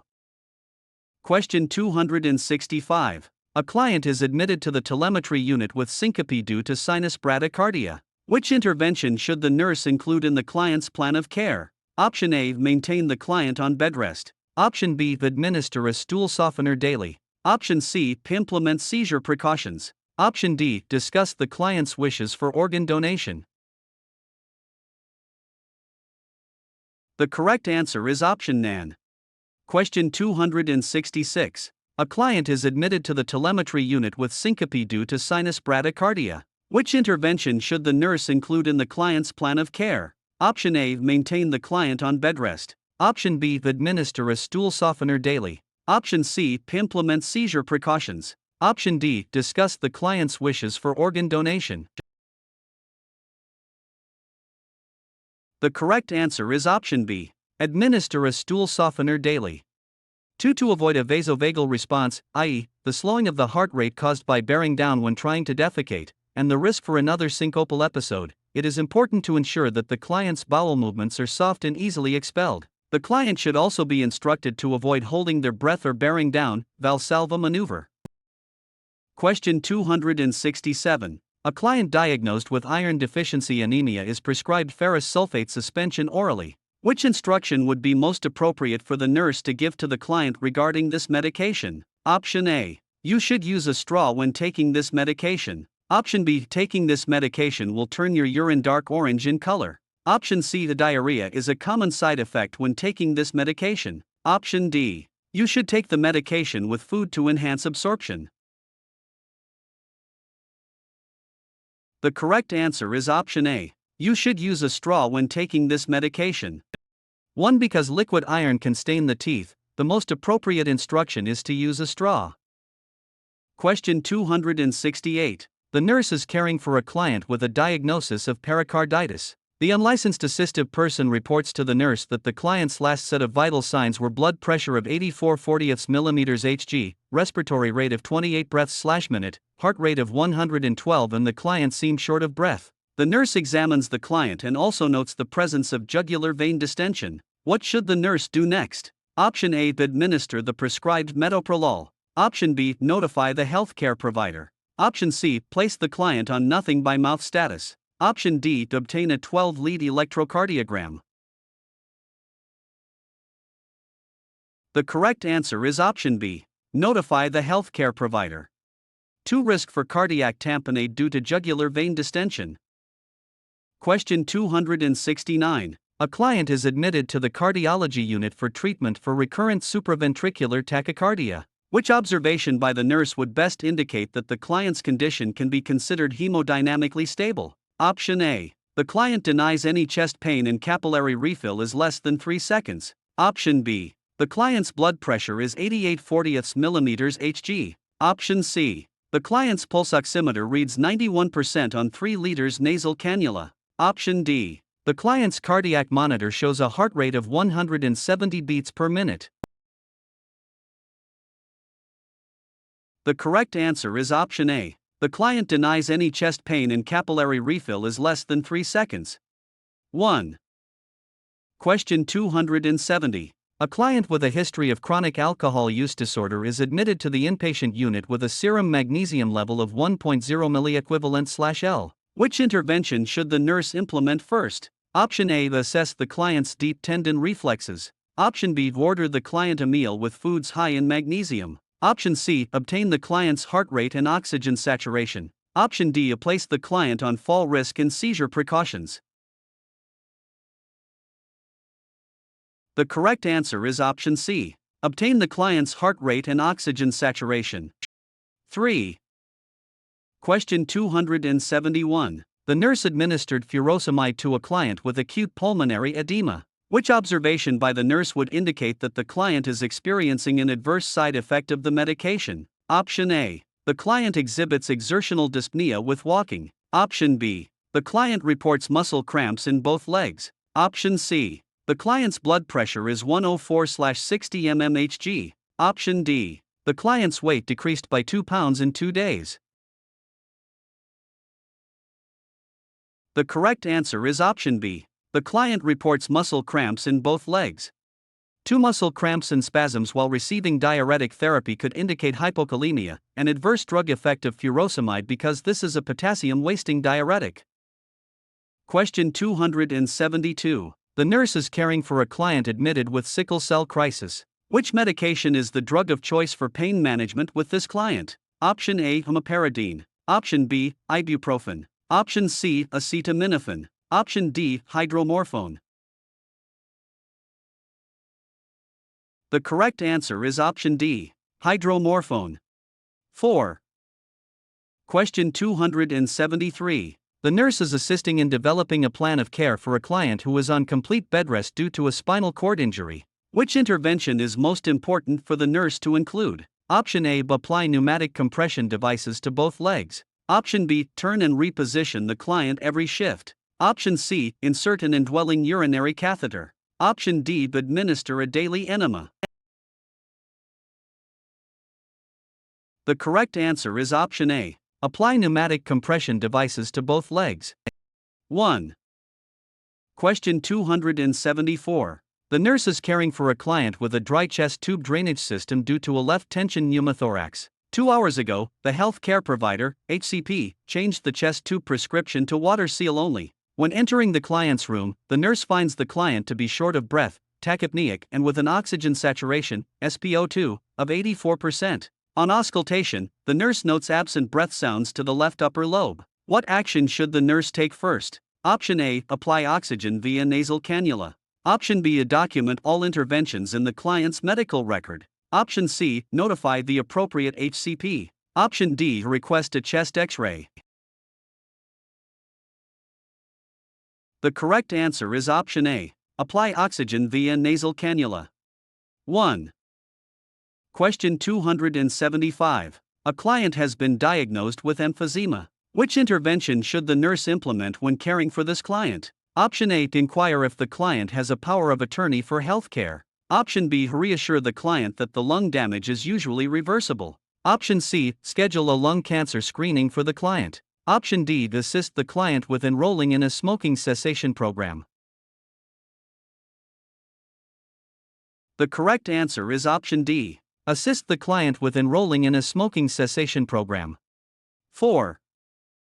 Question 276. A nurse is administering the influenza vaccine in an occupational health clinic. Within 10 minutes of giving the vaccine to a middle-aged adult male, the man reports having itchy and watery eyes, feeling anxious and short of breath. What should the nurse do first? Option A, administer SQ epinephrine. Option B, maintain the airway. Option C, take the client's vital signs. Option D, apply oxygen. The correct answer is option A, administer SQ epinephrine. 1. Question 277. The nurse is evaluating whether teaching a client with dysphagia about preventing aspiration was effective. Which action by the client indicates that additional teaching is required? Option A. The client is sitting in a chair during meals. Option B. The client uses a straw to drink. Option C. The client tucks in the chin while swallowing. Option D. The client alternates solids with liquids. The correct answer is option B. The client uses a straw to drink. 2. Question 278. The nurse is assisting with discharging a client from the hospital who was admitted for acute exacerbation of chronic obstructive pulmonary disease. Which statement by the client indicates that teaching was effective? Option A. I will make sure to get the pneumonia vaccine every October. Option B. I will eat foods low in calories and protein. Option C. I will switch from regular to electronic cigarettes. Option D. I will use my spacer each time I use my inhaler. The correct answer is option D. I will use my spacer each time I use my inhaler. 4. Question 279. The home health nurse is reviewing information with a client who is being treated for pulmonary tuberculosis. Which statement by the nurse is correct? Option A. You should not leave your home until your cough is completely gone. Option B. Your family members should get the tuberculosis vaccine. Option C. You can stop the medications once your symptoms have resolved. Option D. You should avoid public transportation and crowds in enclosed areas. The correct answer is option D. You should avoid public transportation and crowds in enclosed areas. 4. Question 280. The nurse in the pediatric clinic is caring for an acutely ill, 10-year-old child. Which assessment finding would require immediate intervention by the nurse? Option A is slow, irregular respirations. Option B a temperature of 101. Option C degree F, 38.5 degrees Celsius, 3 rapid, bounding pulse. Option D profuse diaphoresis. The correct answer is option A, slow, irregular respirations. 1. Question 281. The nurse is preparing a client for a pulmonary CT angiogram with contrast to rule out a pulmonary embolism. For which laboratory result should the nurse notify the healthcare provider immediately? 1 D-dimer level of. Option B, McG/mL2 serum creatinine level of 2.8 mg/dl. Option C, arterial blood gas PAO2 level of 80 mm Hg. Option D, serum troponin level of 0.1 mg/ml. The correct answer is option B, McG/mL2 serum creatinine level of 2.8 mg/dl. 2. The client's creatinine level is significantly elevated. Normal creatinine level is 0.8 to 1.2 mg/dl, placing the client at risk for dye-induced renal failure, and the nurse should notify the healthcare provider of this lab result immediately. Question 282. The home health nurse is reviewing the medical record of a client with closed-angle glaucoma in both eyes. Which statement by the client would support this diagnosis? Option A. I have specks floating in my eyes. Option B. I have to turn my head to see around the room. Option C. I can't see out of my left eye. Option D. I have constant blurred vision. The correct answer is option B. I have to turn my head to see around the room. 2. Question 283. Which action should the nurse take before communicating with a client diagnosed with presbycusis? Option A. Check the client for cerumen impaction. Option B. Ask for permission to turn off the television. Option C. Request a medical translator. Option D. Wait until family members have left. The correct answer is option B. Ask for permission to turn off the television. 2. Question 284. The nurse is planning care for a client diagnosed with Guillain-Barré syndrome. Which problem should the nurse identify as a priority? Option A. Difficulty breathing. Option B. Altered bowel elimination. Option C. Partial or total immobility. Option D. Nutritional deficits. The correct answer is option A. Difficulty breathing. 1.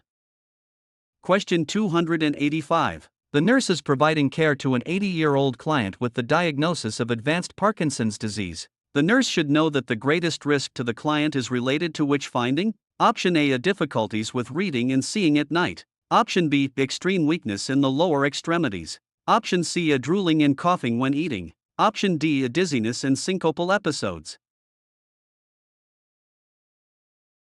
The correct answer is option C. Drooling and coughing when eating. 3. Question 286. The home health nurse is reviewing the plan of care for a client experiencing acute attacks of Meniere's disease. What is the priority intervention for this client? Option A. Instruct the client not to drive a motor vehicle. Option B. Provide assistance with bathing and dressing. Option C. Communicate clearly and use visual aids. Option D. Encourage bland foods and non-carbonated fluids. The correct answer is option A. Instruct the client not to drive a motor vehicle. 1. Question 287. The nurse on the inpatient unit is expecting the admission of a client with a new onset of seizures and instructs the unlicensed assistive person, UAP, to prepare the client's room. Which piece of equipment should the UAP make sure to place in the room? Option A. Soft wrist restraints. Option B. An oral airway. Option C. A bedside commode. Option D. Pads to be placed over the bed's side rails. The correct answer is option D. Pads to be placed over the bed's side rails. 4. Question 288. The nurse is providing care for a 40-year-old client suspected of having Guillain-Barré syndrome. Which intervention should the nurse plan for? Option A, genetic testing of the client's children. Option B, a bone marrow biopsy. Option C, the administration of immunoglobulins. Option D, the implementation of airborne precautions. The correct answer is option C, administration of immunoglobulins.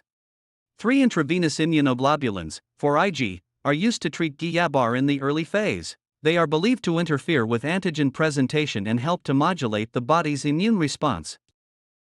Question 289. The nurse in the neurology office is reviewing information about levetiracetam with a 30-year-old female client with a history of seizures. Which instruction about the medication should the nurse make sure to include? Option A. You might experience irregular menses and intermittent bleeding. Option B. Call the office immediately if you feel like hurting or killing yourself. Option C. You should stay away from large crowds and sick children. Option D. You should avoid becoming pregnant while taking this medication.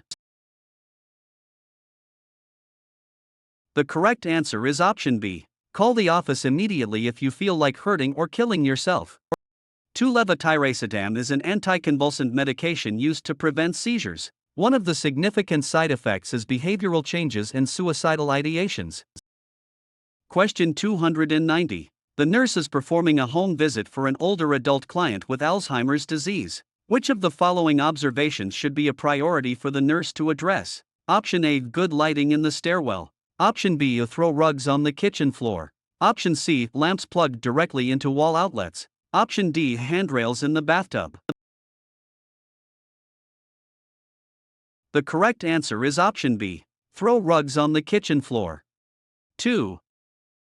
Question 291. The nurse is collecting data from a college student who comes to the health clinic with symptoms of meningitis. The student resides in the school dormitory. What is the priority action the nurse should take? Option A, perform a focused neurological assessment. Option B, administer acetaminophen for the headache. Option C, alert the college's administration and dormitory staff. Option D, obtain the client's immunization history.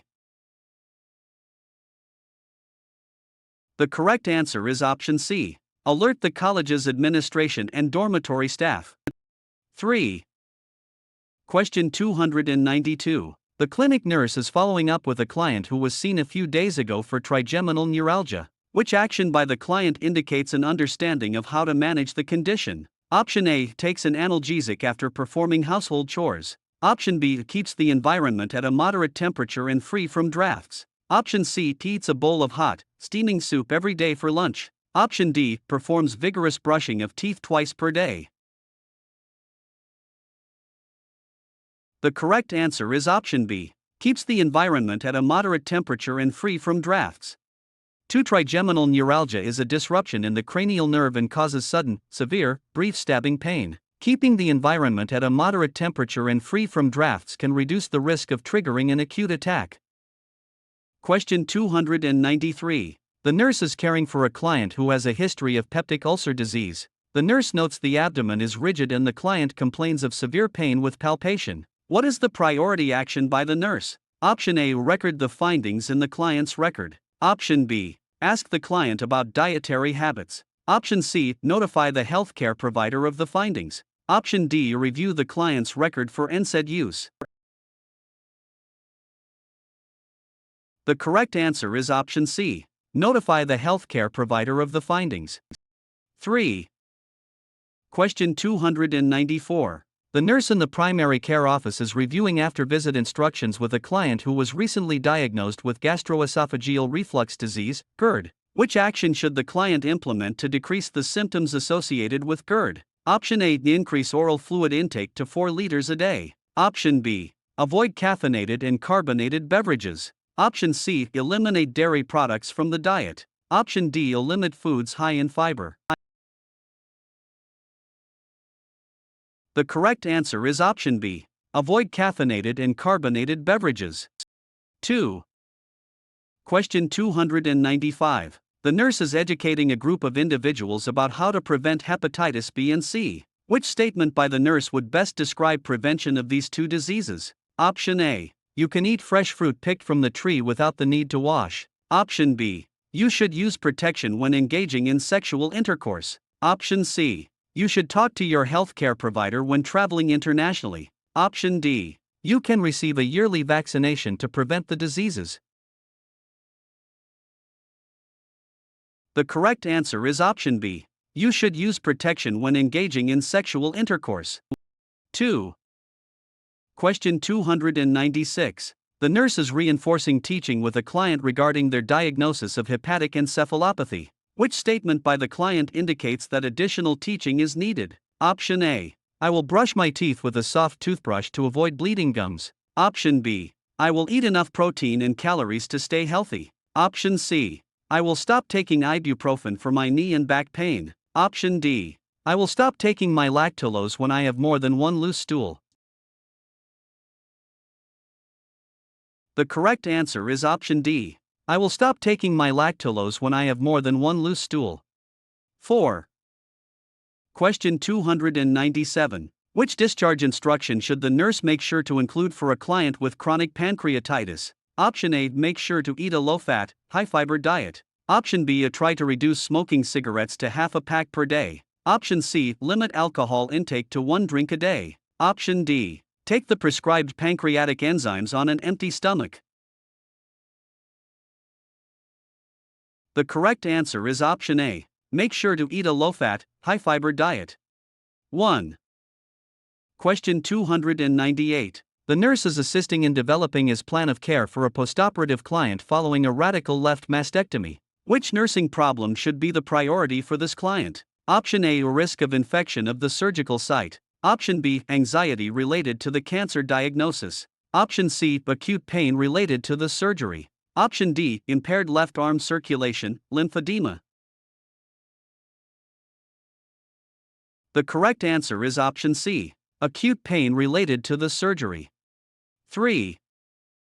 Question 299. A client comes to the community health clinic with symptoms of gonorrhea. Which intervention should the nurse implement first? Option A. To discuss the risk of infertility with the client. Option B. Collect a urethral swab from the client. Option C. Instruct the client to notify past sexual partners. Option D. To obtain information about the client's recent sexual encounters.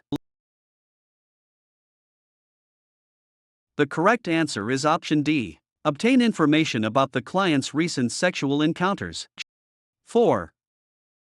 Question 300. The nurse is assisting with developing a plan of care for a client with benign prostatic hyperplasia. Which nursing interventions should the nurse include for this client? Select all that apply. Limit caffeinated and alcoholic beverages, calculate accurate intake and output, void every. Option A. 2. Option B. Hours to empty the bladder, catheterize as needed for post-void residual urine and monitor for bladder distension. The correct answer is option Nan.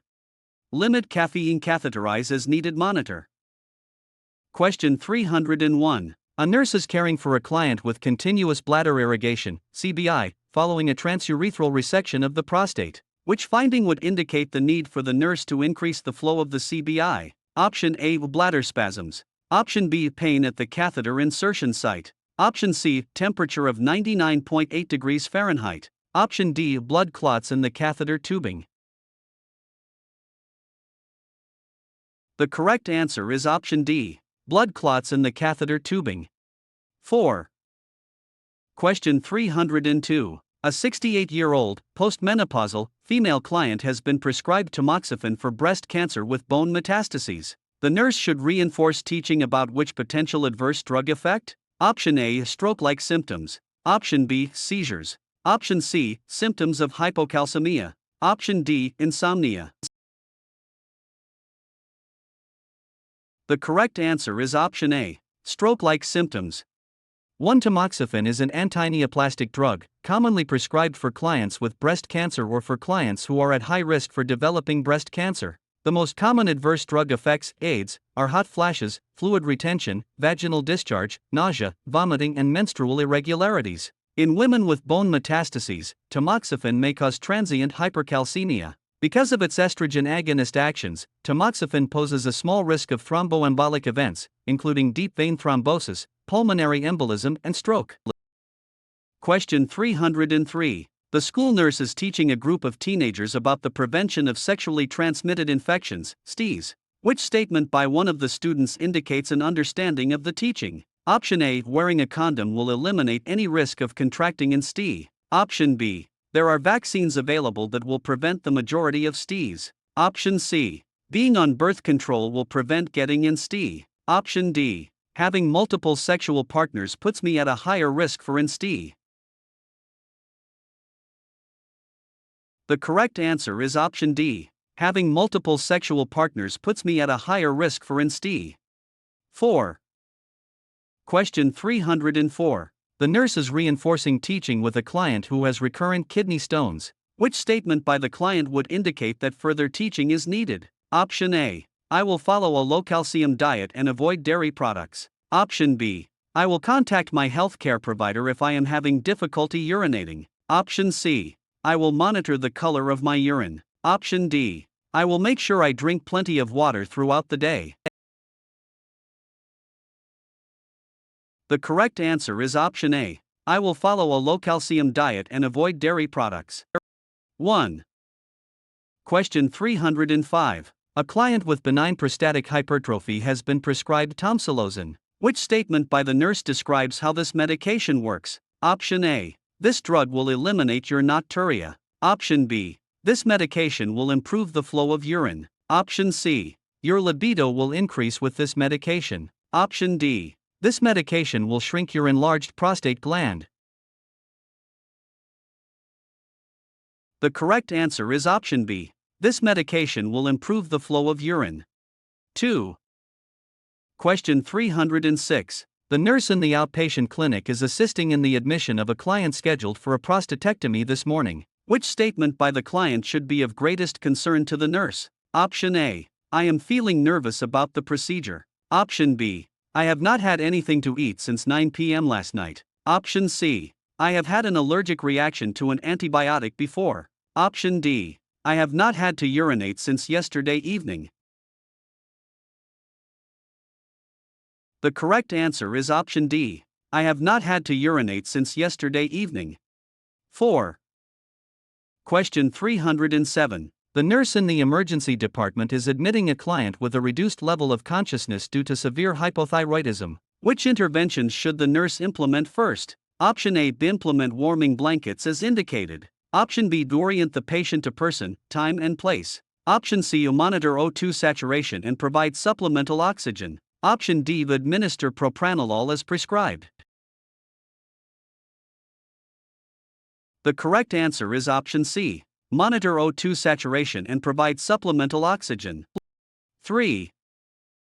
Question 308. The nurse is caring for a client who has type I diabetes mellitus. Upon entering the room, the nurse notes the client has rapid, deep respirations, and is lethargic and difficult to arouse. What should the nurse do first? Option A. Check the client's blood sugar. Option B. Administer glucagon per protocol. Option C. Review the client's insulin pump settings. Option D. Review when the last dose of insulin was given. The correct answer is option A. Check the client's blood sugar. 1. Question 309. The nurse is reinforcing education for a client with type 2 diabetes mellitus who is being discharged home. Which statement by the client would require clarification from the nurse? Option A. At home, I should check my blood sugar before meals and at bedtime. Option B. It is important to increase my physical activity gradually. Option C. I will make sure to have an eye exam every 5 years. Option D. When I administer my insulin, I will rotate injection sites. The correct answer is option C. I will make sure to have an eye exam every 5 years. 3 eye exams should be performed annually for diabetic clients due to the risk of diabetic retinopathy. Question 310. The nurse is caring for a client who was admitted for hyperglycemic hyperosmolar state, HHS. Which clinical finding would support this diagnosis? Option A. Blood sugar 600 mg/dl. Option B. Positive urine ketones. Option C. Deep, rapid breathing pattern. Option D. Serum pH level 7.35. The correct answer is option A. Blood sugar 600 mg/dl. 1. Question 311. A client diagnosed with hypoparathyroidism would be most likely to display which of the following symptoms? Option A, pruritus. Option B, flank pain. Option C, decreased reflexes. Option D, polydipsia. The correct answer is option A, pruritus. 1. Question 312. The nurse is caring for a client with diabetes who was admitted for intractable vomiting. The nurse notes that the client's skin is cool to the touch, and the fingerstick blood sugar result is 55 mg/dl. What intervention should the nurse implement first? Option A, administer glucagon. Option B, recheck the blood sugar in 15 minutes. Option C, offer the client a warm blanket. Option D, administer an antiemetic. The correct answer is option A, administer glucagon. 1. Question 313. The nurse is reviewing the plan of care for a client with acute adrenocortical insufficiency. Which intervention should be a priority for this client? Option A, administration of potassium supplements. Option B, electrocardiogram monitoring. Option C, the implementation of a low-sodium diet. Option D, the administration of insulin. The correct answer is option B, electrocardiogram monitoring. 2.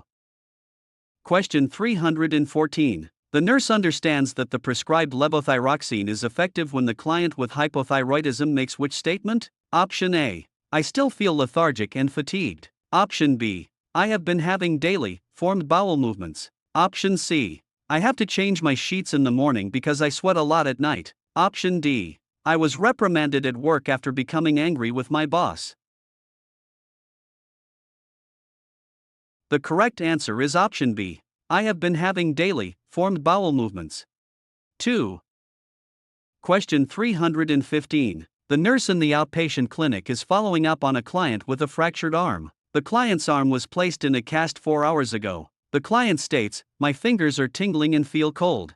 Which action should the nurse take first? Option A, apply an ice pack to the cast to reduce swelling. Option B, elevate the client's arm above the level of the heart. Option C, check the capillary refill in the client's fingers. Option D, notify the healthcare provider.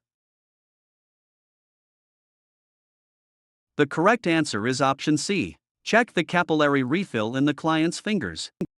3. Question 316. A client has received instructions for the management of osteoarthritis. Which statement by the client would indicate a need for additional teaching? Option A, early surgical intervention is the preferred treatment. Option B, gradual weight loss may help my pain. Option C, it is important for me to balance my exercise and rest periods. Option D, I will avoid driving after I have taken cyclobenzaprine. The correct answer is option A, early surgical intervention is the preferred treatment. 1. Question 317. A client who has osteoarthritis, affecting both knees, is reporting constant pain at a level of 4 on a 0 to 10 scale. Which non-pharmacological intervention should the nurse implement for this client to help alleviate the pain? Option A, position the client with the knee joints in a flexed position. Option B, provide opportunity for the client to participate in hydrotherapy. Option C, collaborate with physical therapy for paraffin dips to the knees. Option D, place the client on strict bedrest with bathroom privileges only. The correct answer is option B, provide opportunity for the client to participate in hydrotherapy. 2. Soaking in a hot bathtub or doing hydrotherapy with physical therapy provides warmth that will decrease pain. The buoyancy of the client's body in water decreases weight on the joints, which will also decrease pain.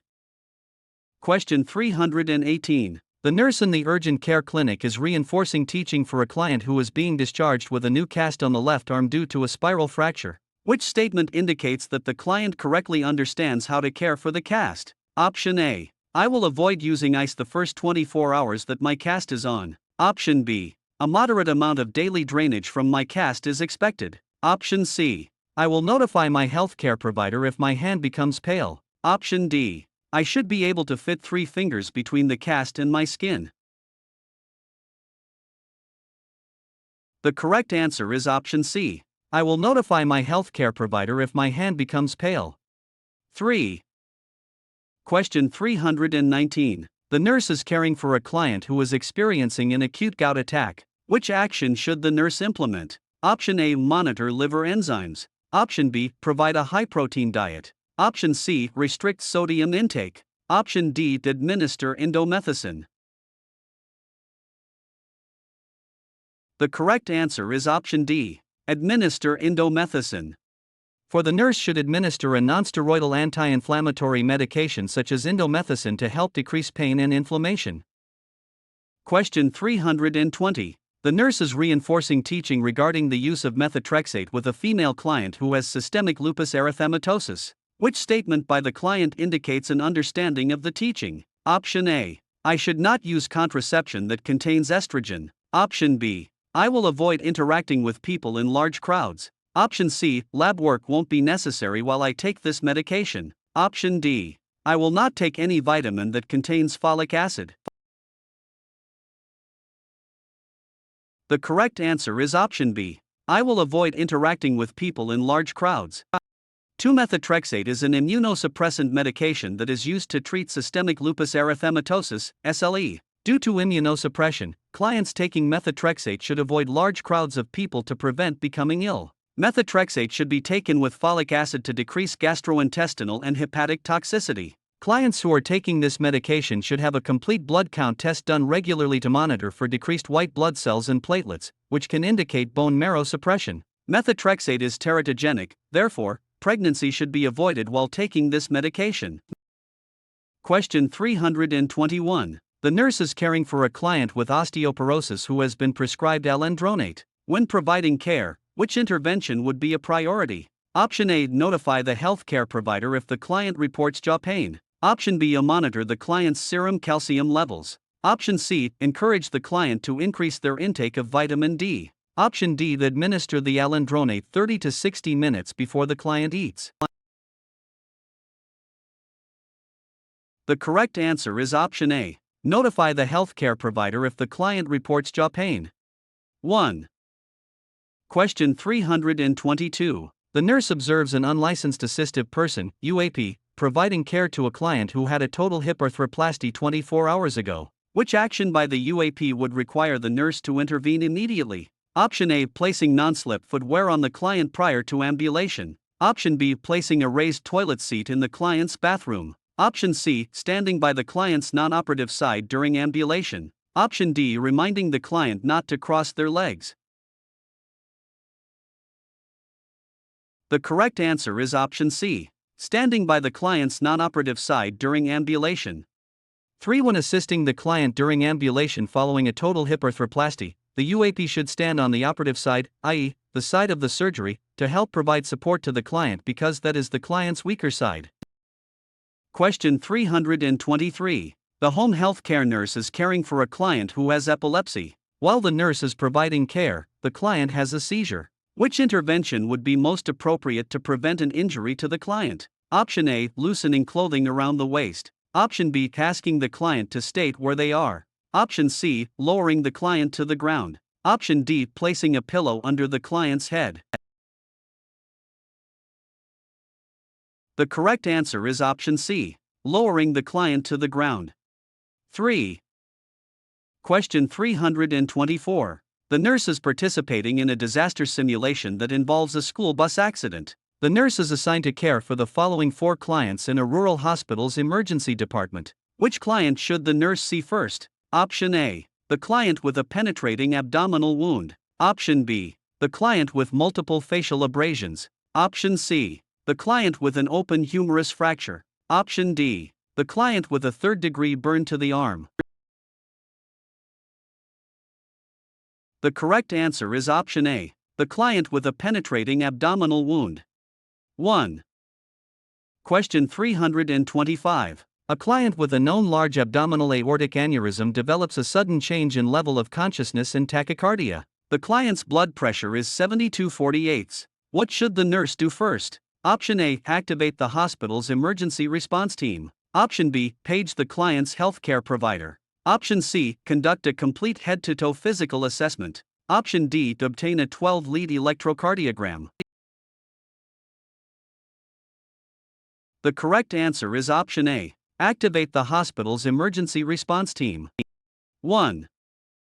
Question 326. The nurse is caring for a client with a medical history of peripheral artery disease, hypertension, and smoking. The client reports severe pain in the right lower leg that started very suddenly and did not get better after receiving an analgesic. What action should the nurse take first? Option A. Check the client's pedal pulse. Option B. Offer the client an ice pack for the pain. Option C. Administer an additional dose of the analgesic. Option D. Notify the healthcare provider.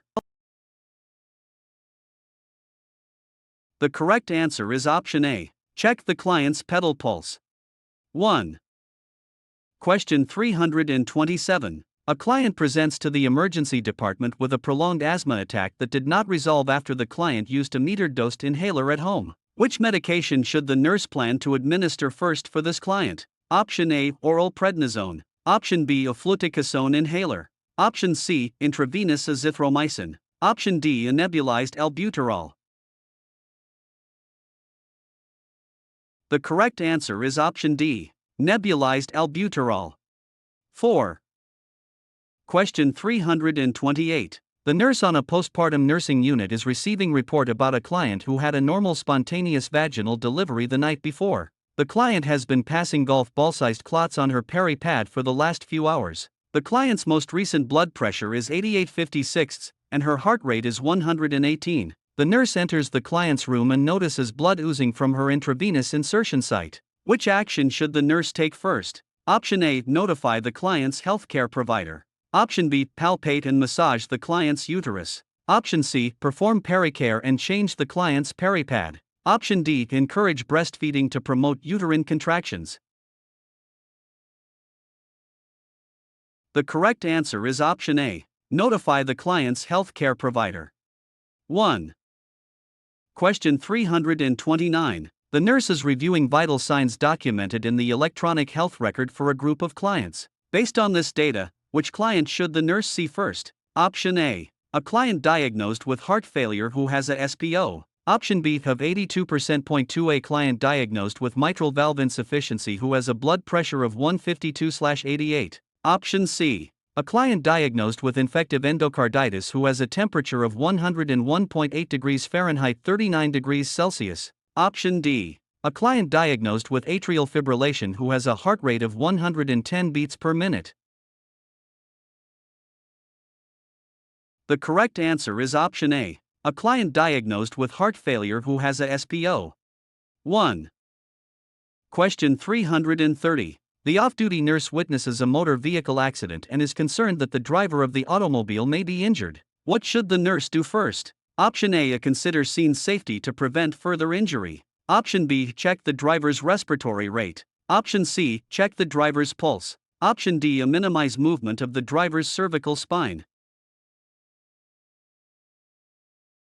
The correct answer is option A. Consider scene safety to prevent further injury. 1. Question 331. The nurse is talking with a client during a home health visit. The client states, "My right arm and right leg are beginning to feel heavy." The nurse notices the client is having trouble speaking and has stopped moving the right side of their face. What action the nurse should take first? Option A. Take the client's vital signs. Option B. Document the onset of symptoms in the medical record. Option C. Call 911. Option D. Ask the client if they have a headache. The correct answer is option C. Call 911. 3. Question 332. An adult client who has been experiencing a seizure for approximately 15 minutes is brought to the emergency department by private vehicle. Which intervention should the nurse implement first? Option A. Obtain a stat 12 lead electrocardiogram. Option B. Obtain a stat electroencephalogram. Option C. Administer levetiracetam intravenously. Option D. Administer lorazepam intravenously. The correct answer is option D. Administer lorazepam intravenously. 4. Question 333. The nurse is caring for a client who suddenly develops slurred speech and a facial droop. What diagnostic test would the nurse expect to be performed first? Option A, echocardiogram. Option B, computerized tomography scan. Option C, arterial blood gas. Option D, chest X-ray. The correct answer is option B, computerized tomography scan. 2. Question 334. The off-duty nurse is helping to administer first aid following a mass casualty incident in the community. Emergency medical personnel at the scene have started to triage victims, using a common, color tagging system. Which tag color usually indicates the highest priority for a victim to receive care? Option A, green. Option B, red. Option C, yellow. Option D, black. The correct answer is option B, red. 2. Question 335. The nurse in a long-term care facility is caring for an 89-year-old client with atrial fibrillation and a history of multiple falls. The client's medications include amiodarone, atorvastatin, baby aspirin, and metoprolol. Which new finding should be of greatest concern to the nurse? Option A, heart rate of 1062 beat, basilar crackles 3, right-sided facial droop 4 SPO. Option B, of 89% on room air. The correct answer is option C, NAN. 3. Question 336. A postoperative client following a thyroidectomy suddenly develops difficulty breathing, stridor, and an increase in swelling of the anterior neck area. What should the nurse do first? Option A, activate the hospital's emergency or rapid response system. Option B, check the client's blood pressure and heart rate. Option C, ask the charge nurse to come see the client immediately. Option D, place a heart monitor on the client and observe for dysrhythmias. The correct answer is option A, activate the hospital's emergency or rapid response system. 1.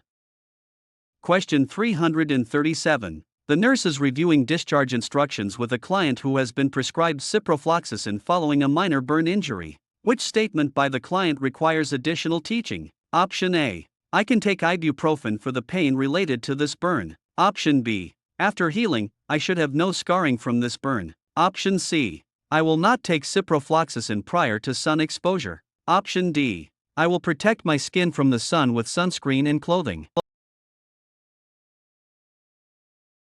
The correct answer is option C, I will not take ciprofloxacin prior to sun exposure. 3.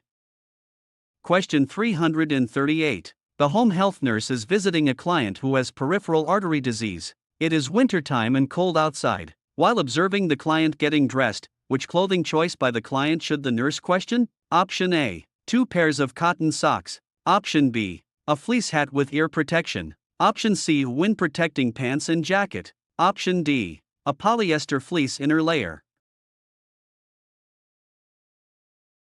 The correct answer is option A, 2 pairs of cotton socks. 1. Question 339. A client is in the rehabilitation phase after suffering severe facial burns. Which behavior by the client best indicates that the client is coping effectively with the injury? Option A, the client appears cheerful when the spouse visits. Option B, the client asks for information about a support group for burn survivors. Option C, the client is looking forward to attending their high school reunion. Option D, the client plans to work from home after discharge from the facility. The correct answer is option C. The client is looking forward to attending their high school reunion.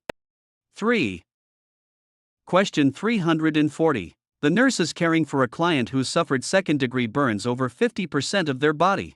The nurse understands that which medication is used for the prevention of stress ulcers for this client? Option A, pantoprazole 40 mg 4 daily. Option B, furosemide 40 mg 4 daily. Option C, ibuprofen 400 mg per every 8 hours. Option D, bumetanide 2 mg per every 6 hours. The correct answer is option A, pantoprazole 40 mg 4 daily. 1. Curling ulcers generally manifest themselves as gastric bleeding and are prevented by administering proton pump inhibitors, such as pantoprazole.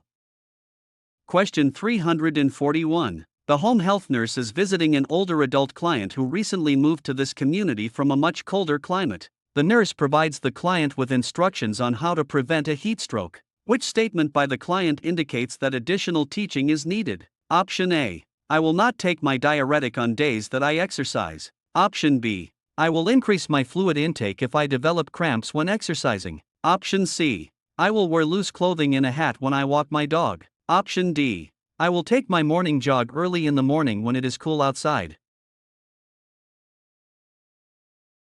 The correct answer is option A. I will not take my diuretic on days that I exercise. 1.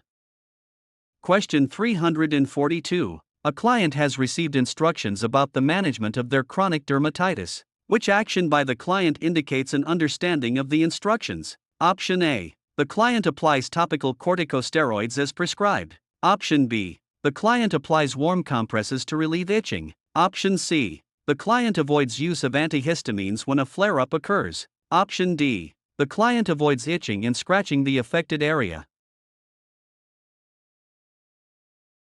The correct answer is option D. The client avoids itching and scratching the affected area. 4. Question 343. The nurse in a long-term care facility is observing the certified nursing assistant, CNA, change a soiled incontinence brief on a client with incontinence-associated dermatitis, IAD. Which actions by the CNA would require the nurse to intervene? Option A. Positions the client in a side-lying position. Option B. Places an absorbent dressing pad over the wound. Option C. Applies a thin layer of barrier cream to the perineum. Option D. Cleanses the perineal area with toilet tissue. The correct answer is option D. Cleanses the perineal area with toilet tissue. 4. Question 344. The nurse in a long-term care facility is reviewing the plan of care for a client with quadriplegia. Which risk assessment scale should be included for this particular client? Option A. The Hamilton scale. Option B. The Braden scale. Option C. The Wong-Baker scale. Option D. The Hendrick scale. The correct answer is option B. The Braden scale. 2. The Braden scale is used for predicting pressure ulcer risk and should be included in this client's plan of care. The Hendrick scale is used for fall risk. The Wong-Baker scale uses visual faces to assess pain. The Hamilton scale is used to rate anxiety. Question 345. A client presents at an urgent care center after burning their hand while cooking. The client's burn wound has an intact skin surface, with redness and blistering that covers their posterior hand. How should the nurse describe this wound when documenting in the client's medical record? Option A. A superficial thickness wound. Option B. A partial thickness wound. Option C. A deep full thickness wound. Option D. A full thickness wound. The correct answer is option B. A partial thickness wound. 2. The wound described here is a partial thickness wound. It involves the entire epidermis and varying depths of the dermis. These wounds are red, moist, and blanch when pressure is applied.